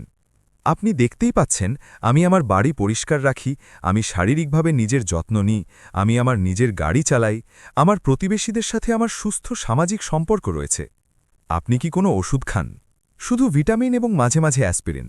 আমার এমন কোনো শারীরিক সমস্যা নেই যার জন্য নিয়মিত ওষুধ খেতে হয়। মিস্টার ওয়েবার যোগ করলেন, আমাদের আইনি প্রক্রিয়ার অংশ হিসেবে আমার মক্কেল সবেমাত্র ব্যাপক স্বাস্থ্য পরীক্ষা করিয়েছেন। তিনি সম্পূর্ণ মানসিক এবং শারীরিক সুস্থতায় রয়েছেন। মিসেস স্মিথ তার ফোল্ডারটি বন্ধ করলেন। মিসেস রিখতার, এই কথোপকথন এবং আমি যে নথিপত্র পর্যালোচনা করেছি তার ভিত্তিতে আমি এমন কোনো ইঙ্গিত দেখছি না যে আপনি ঝুঁকির মধ্যে আছেন বা আপনার কোনো হস্তক্ষেপ প্রয়োজন। আমি এই মামলাটি বন্ধ করে দেব। তিনি চলে যাওয়ার পর মিস্টার ওয়েবার এবং আমি কয়েক মিনিট চুপ করে থাকলাম। রেনেট, এটা চলতেই থাকবে এবং আরও বাড়বে। ম্যাক্স এবং লেনা এমন টাকা খরচ করছে যা তাদের কাছে নেই, আপনাকে মানসিকভাবে অক্ষম ঘোষণা করার চেষ্টায় পেশাদারদের নিয়োগ করার জন্য। এর মানে কি এই যে তারা মরিয়া হয়ে উঠেছে? এর মানে ঠিক সেটাই, তারা আর কি করতে পারে? তারা অক্ষমতার জন্য মামলা দায়ের করতে পারে। এটা ব্যয়বহুল এবং এতে জেতা কঠিন, কিন্তু তারা যদি একজন সহানুভূতিশীল বিচারক এবং তাদের পক্ষে সাক্ষ্য দিতে ইচ্ছুক একজন মনোরোগ বিশেষজ্ঞ পেয়ে যায়, তবে তারা একজন অভিভাবক নিয়োগ করাতে পারে। এই চিন্তাটা আমাকে আতঙ্কিত করল। তারা আমার টাকার নিয়ন্ত্রণ নিতে পারে। তারা চেষ্টা করতে পারে, কিন্তু আমাদের কাছে এর শক্ত প্রমাণ রয়েছে যে আপনি সম্পূর্ণ সক্ষম, এবং তারা প্রকৃত উদ্বেগের কারণে নয়, বরং লোভের দ্বারা চালিত। সেদিন বিকেলে আমি মনের ক্ষোভ ঝাড়ার জন্য ডায়নাকে ফোন করলাম। বোন, আমার গল্প শোনার পর সে বলল, তুই কি লক্ষ্য করেছিস টাকার জন্য তারা কতটা দূর যেতে প্রস্তুত? তারা পারিবারিক সম্পর্ককে ঝুঁকির মধ্যে ফেলছে, আইনজীবী আর ডাক্তারদের পেছনে টাকা খরচ করছে, নিজেদের সম্মান নষ্ট করছে, আর এই সব কিছুই তোর ব্যাঙ্ক অ্যাকাউন্টে আবার অ্যাক্সেস পাওয়ার জন্য। তার কথাগুলো আমাকে ভাবিয়ে তুলল। ম্যাক্স এবং লেনা তাদের আসল রূপ পুরোপুরি প্রকাশ করে দিয়েছে। এখানে ফিরে যাওয়ার আর কোনো উপায় ছিল না, কোনো প্রকৃত মিটমাট হওয়ার কোনো সম্ভাবনা ছিল না। তাদের কাছে আমি কখনোই একজন মা বা একজন সম্মানিতা শাশুড়ি ছিলাম না। আমি সব সময়ের জন্যই ছিলাম শুধু পাওয়ালা একটা টাকার বস্তা। এই উদ্ঘাটন বেদনাদায়ক হলেও তা আমাকে মুক্তি দিয়েছিল। আমাকে আর ভাবতে হয়নি যে আমি সঠিক সিদ্ধান্ত নিচ্ছি কিনা। নিজেকে বাঁচানোর জন্য আমাকে আর অপরাধবোধে ভুগতে হয়নি। তারা নিজেরাই প্রমাণ করে দিয়েছে যে আমার মানসিক এবং শারীরিক মঙ্গল তাদের কাছে আমার টাকার চেয়ে কম গুরুত্বপূর্ণ। সেদিন সন্ধ্যায় এলিনর একটা সারপ্রাইজ নিয়ে আমার সাথে দেখা করতে এলেন। তিনি তার গার্ডেন ক্লাবের বন্ধুদের আমার সাথে দেখা করার জন্য আমন্ত্রণ জানিয়েছিলেন। রেনেট, তিনি আমার সাথে পরিচয় করিয়ে দিলেন, এরা হলো আমার বন্ধু সিনথিয়া, যাকে তুমি আগে থেকেই সেলুন থেকে চেনো, মারিয়া, কার্মেন এবং অ্যালফ্রেডা। আমরা সবাই নির্যাতনকারী পরিবারের সদস্যদের সাথে একই রকম পরিস্থিতির ভেতর দিয়ে গেছি। আমরা গল্প শেয়ার করে সন্ধ্যাটা কাটালাম। মারিয়াকে তার এক ভাইয়ের সাথে সীমানা নির্ধারণ করতে হয়েছিল, যে সব সময় তার কাছে টাকা চাইত। কারম্যান এমন এক মেয়ের সাথে সম্পর্ক ছিন্ন করেছিল যে শুধু টাকার প্রয়োজন হলেই তার কাছে আসত। অ্যালফ্রেডাকে তার উইল পরিবর্তন করতে হয়েছিল, এটা জানার পর যে তার নাতি নাতনিরা তাকে তাদের অবসরের পরিকল্পনা হিসেবে বিবেচনা করত। যেটা আমাকে সবচেয়ে বেশি কষ্ট দেয়, আমি স্বীকার করলাম, তা হল আমি তাদের যে টাকাটা দিয়েছি সেটা হারানো নয়, বরং এই উপলব্ধিটা যে আমি ভেবেছিলাম আমি ভালোবাসা পাচ্ছি, কিন্তু আমি আসলে সেটা কখনোই পাইনি। রেনেট, অ্যালফ্রেডা তার ৮০ বছরের প্রজ্ঞা নিয়ে বলল, সত্যিকারের ভালোবাসা কেনাবেচা করা যায় না। তোমাকে যদি এর জন্য দাম চোকাতে হয় তবে সেটা কখনোই সত্যিকারের ছিল না। তার কথাগুলো আমার আহত আত্মার জন্য মলমের মতো ছিল। তিনি ঠিকই বলেছিলেন, আমি মনোযোগ কিনেছিলাম, ভালোবাসা নয়। আমি একটি বিভ্রমকে অর্থায়ন করেছিলাম। আপনারা জানেন আমি কি আবিষ্কার করেছি? আমি আমার নতুন বন্ধুদের বললাম, যে মানুষগুলো আপনাকে ভালোবাসে না তাদের দিয়ে ঘেরা থাকা একাকিত্ব একা থাকার চেয়েও খারাপ। অন্তত এখন যখন আমি একা থাকি তখন আমি ভালো মানুষের সঙ্গেই থাকি। সবাই হেসে উঠল এবং আমরা আমাদের নতুন পাওয়া প্রজ্ঞার সম্মানে গ্লাস উঁচিয়ে টোস্ট করলাম। সেদিন রাতে আমার নতুন বন্ধুরা চলে যাওয়ার পর আমি বাগানে বসে ভাবছিলাম, তারাগুলো যেন আগের চেয়েও উজ্জ্বল হয়ে জ্বলছিল, অথবা হয়তো আমি সেগুলোকে আরও পরিষ্কার চোখে দেখছিলাম। আমার প্রাপ্তবয়স্ক জীবনে এই প্রথমবারের মতো আমি আর্থিকভাবে সম্পূর্ণ একা ছিলাম। আমার কোনো নির্ভরতা ছিল না, নিজেকে ছাড়া আর কারোর প্রতি আমার কোনো আর্থিক দায়বদ্ধতা ছিল না। আর এই বাস্তবতা আমাকে ভয় দেখানোর পরিবর্তে আমাকে রোমাঞ্চিত করছিল। আমি যখন চাই ভ্রমণ করতে পারতাম, আমি আমার বাড়ি নতুন করে সাজাতে পারতাম, আমি নিজের জন্য ভালো জামা কাপড় কিনতে পারতাম, আমি আমার পছন্দের দাতব্য সংস্থায় দান করতে পারতাম। অকৃতজ্ঞ মানুষদের বর্তমান অর্থায়ন করার পরিবর্তে আমি আমার নিজের ভবিষ্যতের জন্য বিনিয়োগ করতে পারতাম। স্বাধীনতার স্বাদ ছিল আশার মতো। বহু বছরের মধ্যে এই প্রথমবার আমি আমার ভবিষ্যৎ পরিকল্পনা করতে চেয়েছিলাম। সোশ্যাল ওয়ার্কারের পরিদর্শনের 1 মাস পর আমি ভেবেছিলাম যে আমি অবশেষে যুদ্ধে জিতে গেছি। আমি একটি সুন্দর রুটিনে অভ্যস্ত হয়ে পড়েছিলাম। আমি শান্তিতে সকালের নাস্তা করতাম এবং পত্রিকা পড়তাম। আমি আমার বাগানের পরিচর্যা করতাম, এলিনর বা আমার কোনো নতুন বন্ধুর সাথে দুপুরের খাবার খেতাম, এবং বিকেলে আমি সেই কাজগুলোতে নিজেকে নিয়োজিত করতাম যা আমি বছরের পর বছর ধরে ছেড়ে দিয়েছিলাম। আমি আবার ছবি আঁকা শুরু করেছিলাম, এমন কিছু যা ম্যাক্স আর লেনার ব্যক্তিগত ফাইন্যান্সিয়াল স্পন্সর হওয়ার আগে আমার নেশা ছিল। কিন্তু বৃহস্পতিবার সকালে যখন আমি আমার নতুন ইজেলে ফুল আঁকছিলাম, মিস্টার ওয়েবার একটি গম্ভীর মুখ নিয়ে আমার বাড়িতে এলেন, যা আমার রক্ত হিম করে দিল। রেনেট, আমাদের কথা বলতে হবে। ম্যাক্স এবং লেনা ফ্যামিলি কোর্টে মানসিক অক্ষমতার জন্য একটি আনুষ্ঠানিক মামলা দায়ের করেছে। তারা আপনার জন্য একজন আইনি অভিভাবক নিয়োগের আবেদন করছে। কথাগুলো আমার গায়ে পাথরের মতো এসে পড়ল। আমি জানতাম এটা একটা সম্ভাবনা ছিল, কিন্তু এটা জোরে শোনার পর তা ভয়াবহভাবে বাস্তব মনে হল। এর মানে কি তারা আমার টাকার নিয়ন্ত্রণ নিতে পারবে? যদি একজন বিচারক নির্ধারণ করেন যে আপনি আপনার বিষয়াদি পরিচালনা করতে অক্ষম, হ্যাঁ, তিনি ম্যাক্সকে আপনার আইনি অভিভাবক হিসাবে বসাতে পারেন, যা তাকে আপনার অর্থের ওপর সম্পূর্ণ নিয়ন্ত্রণ দেবে। আমার জীবনে অনুভব করা সবচেয়ে গভীর বিশ্বাসঘাতকতার ভার অনুভব করে আমি আমার সোফায় ধপ করে বসে পড়লাম। আমার নিজের ছেলে আমাকে টাকা চুরি করার জন্য আইনগতভাবে অক্ষম ঘোষণা করার চেষ্টা করছিল। মিস্টার ওয়েবার, তাদের কাছে কি প্রমাণ থাকতে পারে? আপনি নিজেই দেখেছেন যে আমি সম্পূর্ণ সক্ষম। তাদের কাছে 3 জন সাক্ষীর বিবৃতি আছে যারা দাবি করে যে আপনি অস্বাভাবিক আচরণ করেছেন। তারা ডাক্তারের বকেয়া বিলও জমা দিয়েছে যেগুলো আপনি হয়তো শোধ করেননি, এবং এমন ওষুধ জমা দিয়েছে যেগুলো আপনি হয়তো না খেয়ে জমিয়ে রেখেছেন। কিন্তু এটা তো একটা মিথ্যে।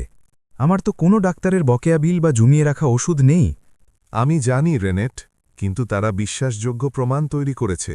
তাদের কাছে ডক্টর লেম্যানের একটি বিবৃতিও আছে যেখানে তিনি বলেছেন যে আপনি একটি মানসিক মূল্যায়নে সহযোগিতা করতে অস্বীকার করেছেন, যেটাকে তারা মানসিক অবনতির প্রমাণ হিসেবে ব্যাখ্যা করছে। তাদের কারসাজি ছিল একদম শয়তানের মতো। তারা একটি অপ্রয়োজনীয় পরীক্ষা করাতে আমার অস্বীকৃতিকে মানসিক অসুস্থতার প্রমাণে পরিণত করেছিল। তারা তাদের হাত থেকে নিজেকে রক্ষা করার আমার প্রবণতাকে প্রমাণ হিসেবে ব্যবহার করেছিল যে আমার সুরক্ষার প্রয়োজন। সাক্ষী 3 জন কে? মিস্টার ওয়েবার তার নথিপত্রগুলো ঘেঁটে দেখলেন। লেনা, অবশ্যই।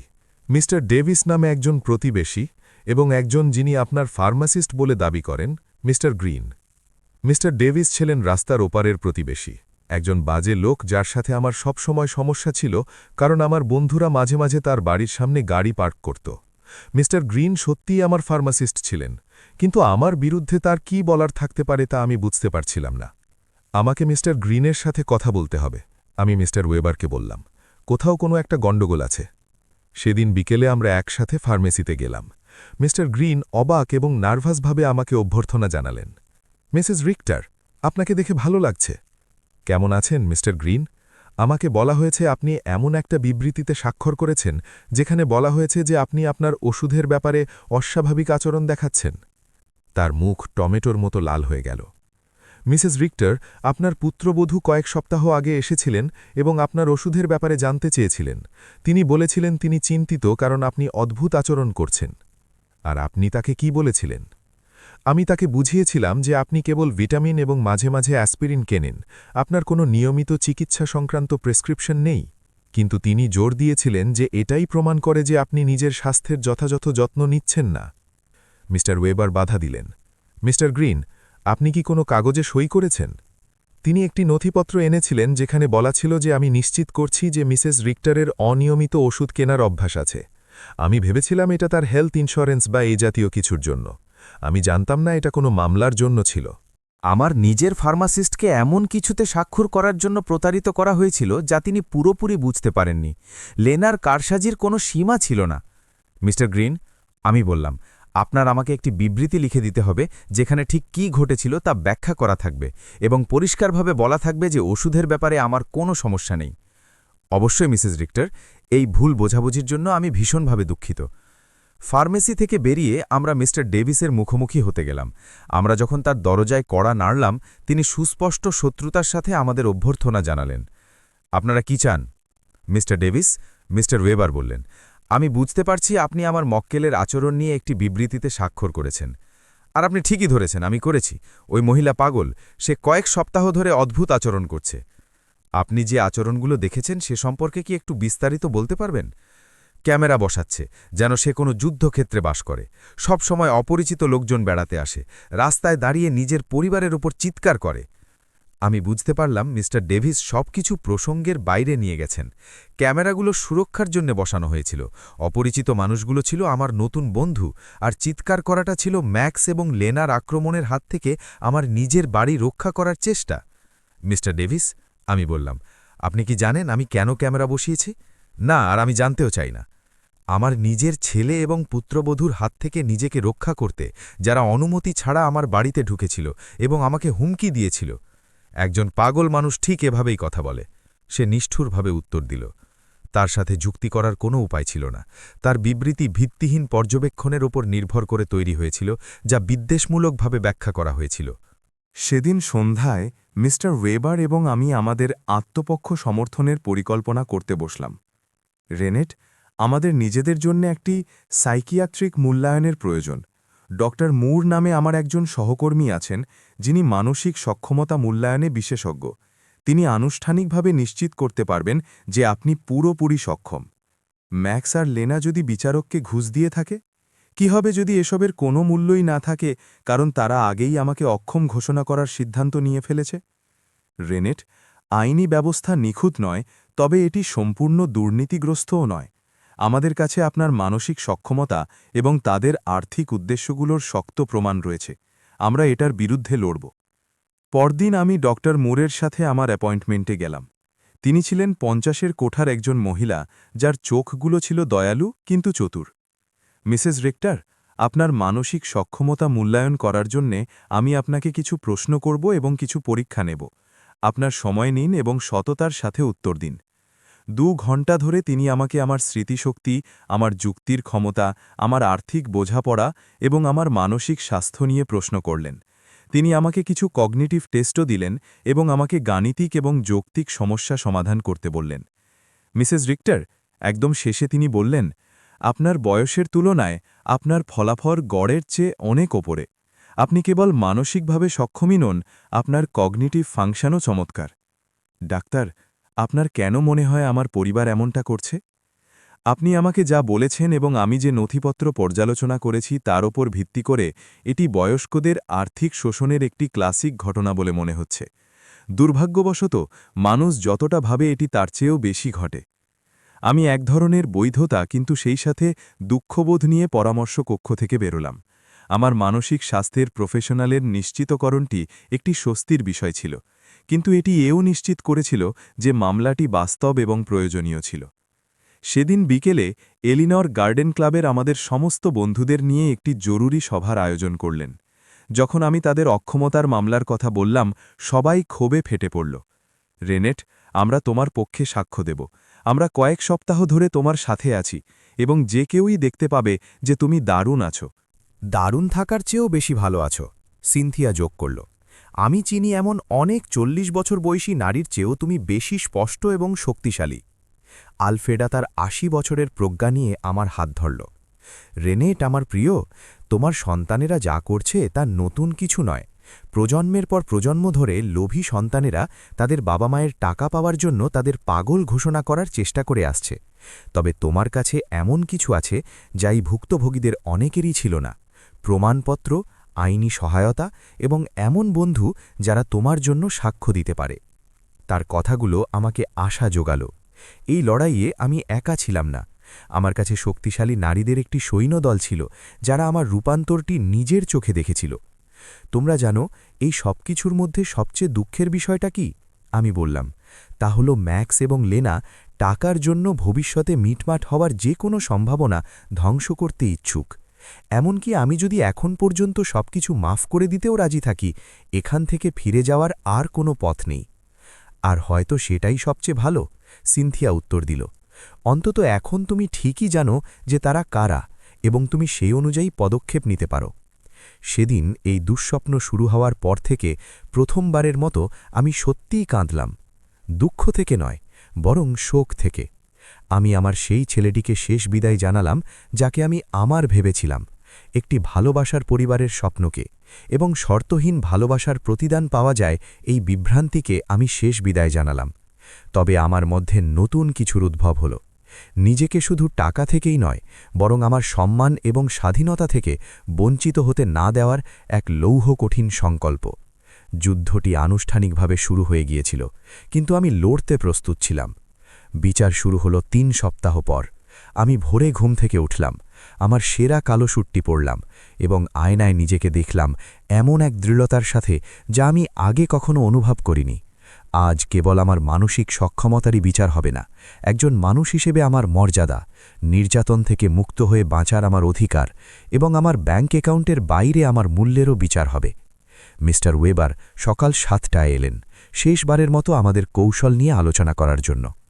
রেনেট, মনে রাখবেন, প্রমাণের দায়িত্ব তাদের ওপর। তাদের প্রমাণ করতে হবে যে আপনি অক্ষম। আমাদের শুধু দেখাতে হবে যে আপনি তা নন। আর যদি বিচারক আগে থেকেই পক্ষপাতিত্ব দুষ্ট হন? বিচারক মিলারের নিরপেক্ষ হিসেবে খ্যাতি রয়েছে। আমি তার আগের মামলাগুলো নিয়ে পড়াশোনা করেছি, এবং তিনি স্বয়ংক্রিয়ভাবে পরিবারের পক্ষে রায় দেন না। তিনি বয়স্কদের অধিকার রক্ষার ব্যাপারে নিবেদিত। আমরা সকাল 9টায় আদালতে পৌঁছলাম। বারান্দায় আমি ম্যাক্সকে একটি নতুন স্যুটে দেখলাম, যা সে হয়তো এই উপলক্ষেই কিনেছে, এবং লেনা কালো পোশাক পরেছিল, যেন সে কোনো শেষকৃত্যে এসেছে। হয়তো এটা একটা শেষকৃত্যই ছিল, আমাদের পারিবারিক সম্পর্কের শেষকৃত্য। যখন আমাদের চোখাচোখি হল, ম্যাক্স আমার দৃষ্টি এড়িয়ে গেল, কিন্তু লেনা এমন এক শীতলতার সাথে আমার চোখের দিকে তাকিয়ে রইল যা নিশ্চিত করল যে তার কাছে এটা শুধু একটা ব্যবসায়িক লেনদেন। তাদের উকিল ছিলেন বয়স্ক, মার্জিত একজন মানুষ, যার মধ্যে এমন ধরনের আত্মবিশ্বাস ছিল যা এর আগে অনুরূপ মামলা জেতার ফলে আসে। যখন তিনি তার প্রারম্ভিক বিবৃতি শুরু করলেন, তার কৌশল পরিষ্কার হয়ে গেল। আমাকে একজন বিভ্রান্ত বৃদ্ধা হিসেবে চিত্রিত করা, যে তার স্নেহময় পরিবার থেকে নিজেকে দূরে সরিয়ে রাখার জন্য অপরিচিতদের দ্বারা প্রভাবিত হয়েছে। মহামান্য আদালত, তিনি গম্ভীর কণ্ঠে বললেন, মিসেস রেনেট রিক্টার সাম্প্রতিক মাসগুলোতে তার মানসিক স্বাস্থ্যের স্পষ্ট অবনতি দেখিয়েছেন। তিনি কোনো যৌক্তিক ব্যাখ্যা ছাড়াই তার পরিবারের জন্য সমস্ত আর্থিক সাহায্য বন্ধ করে দিয়েছেন। তিনি প্যারানয়া বা অহেতুক ভীতির কারণে অপ্রয়োজনীয় সিকিউরিটি সিস্টেম বসিয়েছেন এবং প্রতিবেশী ও আইনজীবীদের প্রভাবে নিজেকে তার প্রিয়জনদের কাছ থেকে বিচ্ছিন্ন করে ফেলেছেন, যারা স্পষ্টতই তার দুর্বল পরিস্থিতির সুযোগ নিচ্ছে। আমার নিজস্ব ক্ষমতায়ন যেন ডিমেনশিয়া বা স্মৃতিভ্রংশের মতো শোনায়, এবং আমার স্বাধীনতা যেন বাহ্যিক কারসাজির মতো শোনায়। সেজন্য প্রতিটি শব্দ খুব সাবধানে বেছে নেওয়া হয়েছিল। তারপর তারা তাদের সাক্ষীদের ডাকল। লেনা প্রথম সাক্ষ্য দিতে এলো, এবং তার অভিনয় অস্কার পাওয়ার যোগ্য। সে কাঁদতে কাঁদতে বর্ণনা করল কিভাবে আমি পুরোপুরি বদলে গেছি, কিভাবে আমি শত্রু ভাবাপন্ন এবং প্যারানয়েড হয়ে পড়েছি, কিভাবে আমি আমাকে ভালোবাসে এমন পরিবার থেকে নিজেকে বিচ্ছিন্ন করে ফেলেছি। মহামান্য আদালত, সে কাঁপা কাঁপা কণ্ঠে বলল, রেনেট সব সময় আমার কাছে দ্বিতীয় মায়ের মতো ছিল। তার মানসিক অবনতি দেখাটা ভীষণ ধ্বংসাত্মক ছিল। আমরা শুধু চাই সে যেন তার প্রয়োজনীয় চিকিৎসাটা পায়। বিশ্বাসযোগ্য কান্নায় মোড়ানো এক গাধা মিথ্যা। মিস্টার ওয়েবার যখন তাকে জেরা করতে শুরু করলেন, তার গল্পের ফাটলগুলো দৃশ্যমান হতে লাগল। মিসেস শুস্টার, আপনি কি আদালতকে বলতে পারবেন শেষ কবে আপনি আমার মক্কেলকে টাকা না চেয়ে ফোন করেছিলেন? লেনা তোতলাতে লাগল। আমরা সবসময় অনেক বিষয়ে কথা বলতাম। আপনি কি আমাকে একটা নির্দিষ্ট তারিখ বলতে পারবেন? আমার ঠিক তারিখ মনে নেই। এটা কি সত্যি যে আপনি এবং আপনার স্বামী আমার মক্কেলকে দাওয়াত না দিয়েই বিয়ে করেছিলেন? এটা খুব ছোট একটা অনুষ্ঠান ছিল। এটা কি সত্যি যে যখন আমার মক্কেল বিয়ে সম্পর্কে জিজ্ঞেস করেছিল, তখন আপনি তাকে বলেছিলেন যে আপনারা শুধু বিশেষ মানুষদেরই দাওয়াত দিয়েছেন? লেনার মুখ লাল হয়ে গেল। ওই কথাগুলোকে প্রসঙ্গের বাইরে নেওয়া হয়েছে। আপনার শাশুড়িকে এটা বলার সঠিক প্রসঙ্গ কি হতে পারে যে তিনি কোনো বিশেষ মানুষ নন? সে বিশ্বাসযোগ্য কোনো উত্তর দিতে পারল না। এর পরের জন ছিল ম্যাক্স। কাঠগড়ায় দাঁড়িয়ে আমার মানসিক স্বাস্থ্য সম্পর্কে মিথ্যা বলার প্রস্তুতি নেওয়ার সময় তাকে সত্য বলার শপথ নিতে দেখাটা ছিল আমার জীবনের অন্যতম বেদনাদায়ক মুহূর্ত। এই সেই ছেলে যাকে আমি একাই বড় করেছিলাম, যার জন্য আমি আমার পুরো জীবন উৎসর্গ করেছিলাম। আমার মা সবসময় আমাদের প্রতি খুব উদার ছিলেন, সে সাক্ষ্য দিল। কিন্তু সম্প্রতি তিনি অস্বাভাবিক এবং অযৌক্তিক হয়ে পড়েছেন। আমরা বিশ্বাস করি তিনি এমন মানুষদের দ্বারা প্রভাবিত হচ্ছেন যারা তার সুযোগ নিচ্ছেন। মিস্টার ওয়েবার যখন তাকে জেরা করলেন, তখন তার মুখোশ পুরোপুরি খসে পড়ল। মিস্টার রিক্টার, গত ৩ বছরে আপনি আপনার মায়ের কাছ থেকে কত টাকা পেয়েছেন? আমি সঠিক পরিমাণ জানি না। $৩৩,৪০০। অঙ্কটা কি ঠিক মনে হচ্ছে? হয়তো। তিনি সবসময় উদার ছিলেন। এবং কতবার আপনি আপনার মায়ের কাছে তার কাছে টাকা না চেয়ে ঘুরতে গেছেন? নীরবতা ছিল কানে তালা লাগার মতো। এটা কি সত্যি যে আপনি এবং আপনার স্ত্রী অনুমতি ছাড়াই আমার মক্কেলের বাড়িতে ঢুকেছিলেন এবং তার ব্যক্তিগত নথিপত্র ঘেটেছিলেন? আমরা তার নিয়ে চিন্তিত ছিলাম। এটা কি সত্যি যে যখন আপনি তাকে একটি পাওয়ার অফ অ্যাটর্নিতে সই করার জন্য একটি উকিল এনেছিলেন? আমরা তাকে তার আর্থিক ব্যবস্থাপনা করতে সাহায্য করতে চেয়েছিলাম। ৩৫ বছর বয়সে আপনার নিজের বাসা ভাড়া দেওয়ার জন্য কি ৭১ বছর বয়সী মায়ের সাহায্য দরকার হয়? ম্যাক্স আত্মমর্যাদার সাথে উত্তর দিতে পারল না। মিস্টার ডেভিস আমার তথাকথিত অস্বাভাবিক আচরণের বিষয়ে সাক্ষ্য দিলেন, কিন্তু মিস্টার ওয়েবার যখন তাকে বিস্তারিত জিজ্ঞেস করলেন তখন তিনি স্বীকার করলেন যে তিনি কখনোই সরাসরি আমার সাথে কথা বলেননি এবং তার সমস্ত তথ্য ভাষা পর্যবেক্ষণের উপর ভিত্তি করে তৈরি। ডক্টর লেম্যান সাক্ষ্য দিলেন যে আমার মূল্যায়নে অস্বীকৃতি ছিল আমার মানসিক অবনতির প্রমাণ, কিন্তু মিস্টার ওয়েবার ডক্টর মুরের করা আমাদের মূল্যায়নের কাগজপত্র জমা দিলেন, যা তার সিদ্ধান্তগুলোকে পুরোপুরি খণ্ডন করল। তারপর আমাদের পালা এলো। মিস্টার ওয়েবার প্রথমে আমার ফার্মাসিস্ট মিস্টার গ্রিনকে ডাকলেন, যিনি ব্যাখ্যা করলেন কিভাবে তাকে একটি বিবৃতিতে স্বাক্ষর করার জন্য প্রতারিত করা হয়েছিল, যা আমার ওষুধ কেনার অভ্যেসকে বিকৃত করেছিল। ডক্টর মুর আমার চমৎকার মানসিক অবস্থা সম্পর্কে সাক্ষ্য দিলেন এবং কগনিটিভ পরীক্ষার ফলাফল উপস্থাপন করলেন, যা ছিল ত্রুটিমুক্ত। হার্ডওয়্যারের দোকান থেকে আসা মিস্টার সামার আমার মানসিক সক্ষমতা নিয়ে সাক্ষ্য দিলেন এবং ব্যাখ্যা করলেন যে স্বয়ংক্রিয় ট্রান্সফারগুলো বাতিল করার সিদ্ধান্ত আমার সম্পূর্ণ যুক্তিসঙ্গত ছিল এবং সঠিকভাবে তা করা হয়েছিল। এলিনর এবং গার্ডেন ক্লাব থেকে আসা আমার বন্ধুরা আমার স্পষ্টতা, আমার নতুন পাওয়া জীবনী শক্তি এবং সুস্থ সামাজিক সম্পর্ক বজায় রাখার ক্ষমতা সম্পর্কে সাক্ষ্য দিলেন। সবশেষে সাক্ষ্য দেওয়ার পালা ছিল আমার। আমি মর্যাদার সাথে উঠে দাঁড়ালাম এবং কাঠগড়ায় হেঁটে গেলাম। আমি ৭১ বছরের অভিজ্ঞতার ভার অনুভব করছিলাম, ব্যথার মধ্য দিয়ে অর্জিত প্রজ্ঞা, প্রতিকূলতায় আবিষ্কৃত শক্তির ভার। মিস্টার ওয়েবার আমাকে আমার সাক্ষ্য দেওয়ার ব্যাপারে পরিচালিত করলেন, আমাকে আমার পুরো গল্পটি বলতে দিলেন। ৩ বছরে খরচ হওয়া $৩৩,৪০০, বিয়ে থেকে বাদ পড়ার অপমান, ক্রমাগত মানসিক কারসাজি, আমার গোপনীয়তার লঙ্ঘন, আইনি হুমকি। মিসেস রিক্টার, মিস্টার ওয়েবার সবশেষে জিজ্ঞেস করলেন, আপনি আপনার ছেলে এবং পুত্রবধূর জন্য আর্থিক সাহায্য বন্ধ করে দেওয়ার সিদ্ধান্ত কেন নিলেন? কারণ আমি অবশেষে বুঝতে পেরেছিলাম যে আমি তাদের কাছ থেকে যা পাচ্ছিলাম তা ভালোবাসা ছিল না। আমি একটি পরিষ্কার উচ্চস্বরে উত্তর দিলাম। এটা ছিল পারিবারিক সম্পর্কের ছদ্মবেশে এক বাণিজ্যিক লেনদেন। আমার টাকাকে স্বাগত জানানো হতো, কিন্তু মানুষ হিসেবে আমাকে নয়। আপনি কি আপনার সিদ্ধান্তের জন্য অনুতপ্ত? আমি শুধু এই জন্য অনুতপ্ত যে এই সিদ্ধান্ত নিতে আমার এত দীর্ঘ সময় লেগে গেল। ম্যাক্সের উকিল জেরা করার সময় আমাকে বিভ্রান্ত প্রমাণ করার চেষ্টা করেছিলেন, কিন্তু আমি তার প্রতিটি প্রশ্নের উত্তর স্পষ্টতা এবং নিখুঁতভাবে দিয়েছিলাম।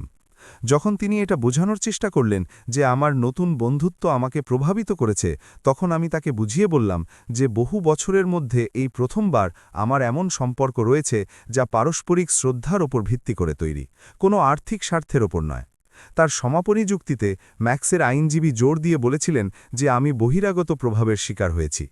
মিস্টার ওয়েবারের খণ্ডন ছিল ধ্বংসাত্মক। মহামান্য আদালত, আমরা এখানে যা দেখেছি তা কোনো অক্ষম বৃদ্ধা নারীর ঘটনা নয়, বরং এমন এক নারীর ঘটনা যিনি অবশেষে নিজেকে বছরের পর বছর ধরে চলা আর্থিক এবং মানসিক নির্যাতন থেকে মুক্ত করার শক্তি খুঁজে পেয়েছেন। বাদীরা মানসিক অক্ষমতার কোনো বাস্তব ডাক্তারি প্রমাণ উপস্থাপন করতে পারেনি। তারা যা উপস্থাপন করেছে তা হল তাদের হতাশা, কারণ তাদের আয়ের উৎস তার নিজস্ব সম্পদ রক্ষার জন্য তার আইনি এবং নৈতিক অধিকার প্রয়োগ করার সিদ্ধান্ত নিয়েছে। বিচারক মিলার রায় নিয়ে চিন্তা করার জন্য ২ ঘণ্টা সময় নিলেন, যা ২ বছরের মতো মনে হয়েছিল। যখন তিনি ফিরে এলেন তার অভিব্যক্তি ছিল গম্ভীর কিন্তু পরিষ্কার। উপস্থাপিত সমস্ত প্রমাণ পর্যালোচনা করার পর তিনি শুরু করলেন, এই আদালতের কাছে এটা স্পষ্ট যে মিসেস রেনেট রিক্টার তার মানসিক ক্ষমতার সম্পূর্ণ অধিকারী। পেশাদার সাইকিয়াট্রিক মূল্যায়ন তার কগনিটিভ সক্ষমতা নিশ্চিত করে। তার আর্থিক সিদ্ধান্তগুলো তার পরিবারের জন্য যতই বেদনাদায়ক হোক না কেন তা সম্পূর্ণ যৌক্তিক এবং তার অধিকারের মধ্যে পড়ে। আমার হৃৎপিণ্ড দ্রুত স্পন্দিত হতে শুরু করল। অধিকন্তু বিচারক বলে চললেন, প্রমাণগুলো ইঙ্গিত দেয় যে এই মামলাটি মিসেস রিক্টারের মঙ্গলের জন্য প্রকৃত উদ্বেগের চেয়ে আর্থিক স্বার্থ দ্বারা বেশি অনুপ্রাণিত হয়েছে। আদালত অভিভাবকত্বের আবেদন পুরোপুরি খারিজ করে দিচ্ছে। আমি জিতেছিলাম। আমি কেবল মামলাই জিতেছিলাম না, আমি জিতেছিলাম আমার স্বাধীনতা, আমার সম্মান এবং যারা আমাকে ভালোবাসে বলে ভান করত তাদের নির্যাতন থেকে মুক্ত হয়ে বাঁচার অধিকার। আমরা যখন আদালত ভবন থেকে বেরোলাম, আমি দেখলাম ম্যাক্স এবং লেনা রাগে তাদের উকিলের সাথে কথা বলছে। লেনা হেঁটে চলে যাওয়ার আগে খাঁটি ঘৃণায় ভরা চোখে আমার দিকে তাকালো, আর ম্যাক্স শেষবারের মতো আমার দিকে তাকালো। আর 1 সেকেন্ডের জন্য আমি এমন কিছু দেখলাম যা হয়তো অনুশোচনা হতে পারত, কিন্তু তখন অনেক দেরি হয়ে গেছে। সেদিন রাতে এলিনর আমাদের সমস্ত বন্ধুদের নিয়ে আমার বাড়িতে একটি উদযাপনের আয়োজন করলেন। আমরা ন্যায় বিচারের সম্মানে, স্বাধীনতার সম্মানে, একে অপরকে সমর্থনকারী শক্তিশালী নারীদের ভ্রাতৃত্বের সম্মানে গ্লাস উঁচিয়ে টোস্ট করলাম। রেনেট, আলফ্রেডা আমাকে বলল, আজ তুমি শুধু একটা বিচারই যেত নেই, তুমি তোমার জীবন ফিরে পেয়েছ। তিনি ঠিকই বলেছিলেন। বহু বছরের মধ্যে এই প্রথমবার ভবিষ্যৎটা সম্পূর্ণ আমার ছিল। আমি ভ্রমণ করতে পারতাম, আমি ভালোবাসতে পারতাম, আমি সৃষ্টি করতে পারতাম। আমি ভয় ছাড়া, অপরাধ বোধ ছাড়া, কারসাজি ছাড়া বাঁচতে পারতাম। 3 মাস পর আমি আমার বাড়ি বিক্রি করে শহরের কেন্দ্রের কাছে একটি সুন্দর অ্যাপার্টমেন্টে চলে গেলাম। আমি আমার অর্ধেক টাকা এমন সব সংস্থায় দান করে দিলাম যারা বয়স্কদের পারিবারিক নির্যাতন থেকে রক্ষা করে। বাকি অর্ধেক দিয়ে আমি সেই জীবনযাপন শুরু করলাম যা আমি সব সময় চেয়েছিলাম। আমি ইউরোপ ঘুরে বেড়ালাম, আর্ট ক্লাস নিলাম এবং স্বেচ্ছাসেবী দলে যোগ দিলাম। ম্যাক্স আর লেনার কথা আমি আর কখনোই শুনিনি। আমি অন্যদের কাছে শুনেছি যে তাদের ছোট একটি অ্যাপার্টমেন্টে চলে যেতে হয়েছে এবং লেনা কয়েক বছরের মধ্যে প্রথমবারের মতো একটি চাকরি পেয়েছে। হয়তো এই প্রতিকূলতা তাদের সেটাই শেখাবে যা আমার উদারতা কখনো শেখাতে পারেনি, সৎকর্ম এবং স্বাধীনতার মূল্য। মাঝে মাঝে রাতে যখন আমি আমার নতুন বারান্দা থেকে তারাদের দিকে তাকাই, আমি ভাবি সেই নারীটির কথা যে আমি 1 বছর আগে ছিলাম, ভীত, কারসাজির শিকার আর বিশ্বাস করত যে ভালোবাসা কিনে নিতে হয়। সেই নারীটি মরে গেছে, আর তার জায়গায় এমন এক নতুন মানুষের জন্ম হয়েছে যে একটি মৌলিক সত্য বুঝতে পেরেছে। সত্যিকারের ভালোবাসার কখনো কোনো দাম হয় না, আর স্বাধীনতা কখনোই খুব বেশি দামি হয় না। আমার নাম রেনেট, আমার বয়স 72 বছর, এবং আমি অবশেষে শিখেছি যে সবচেয়ে গুরুত্বপূর্ণ যে মানুষটিকে আমার ভালোবাসতে হবে এবং রক্ষা করতে হবে সে হলো আমি নিজেই। যদি আপনার আমার গল্প ভালো লেগে থাকে তবে আপনি অনুদান দিয়ে আমাকে সমর্থন করতে পারেন যাতে আমি আরও গল্প লিখতে পারি।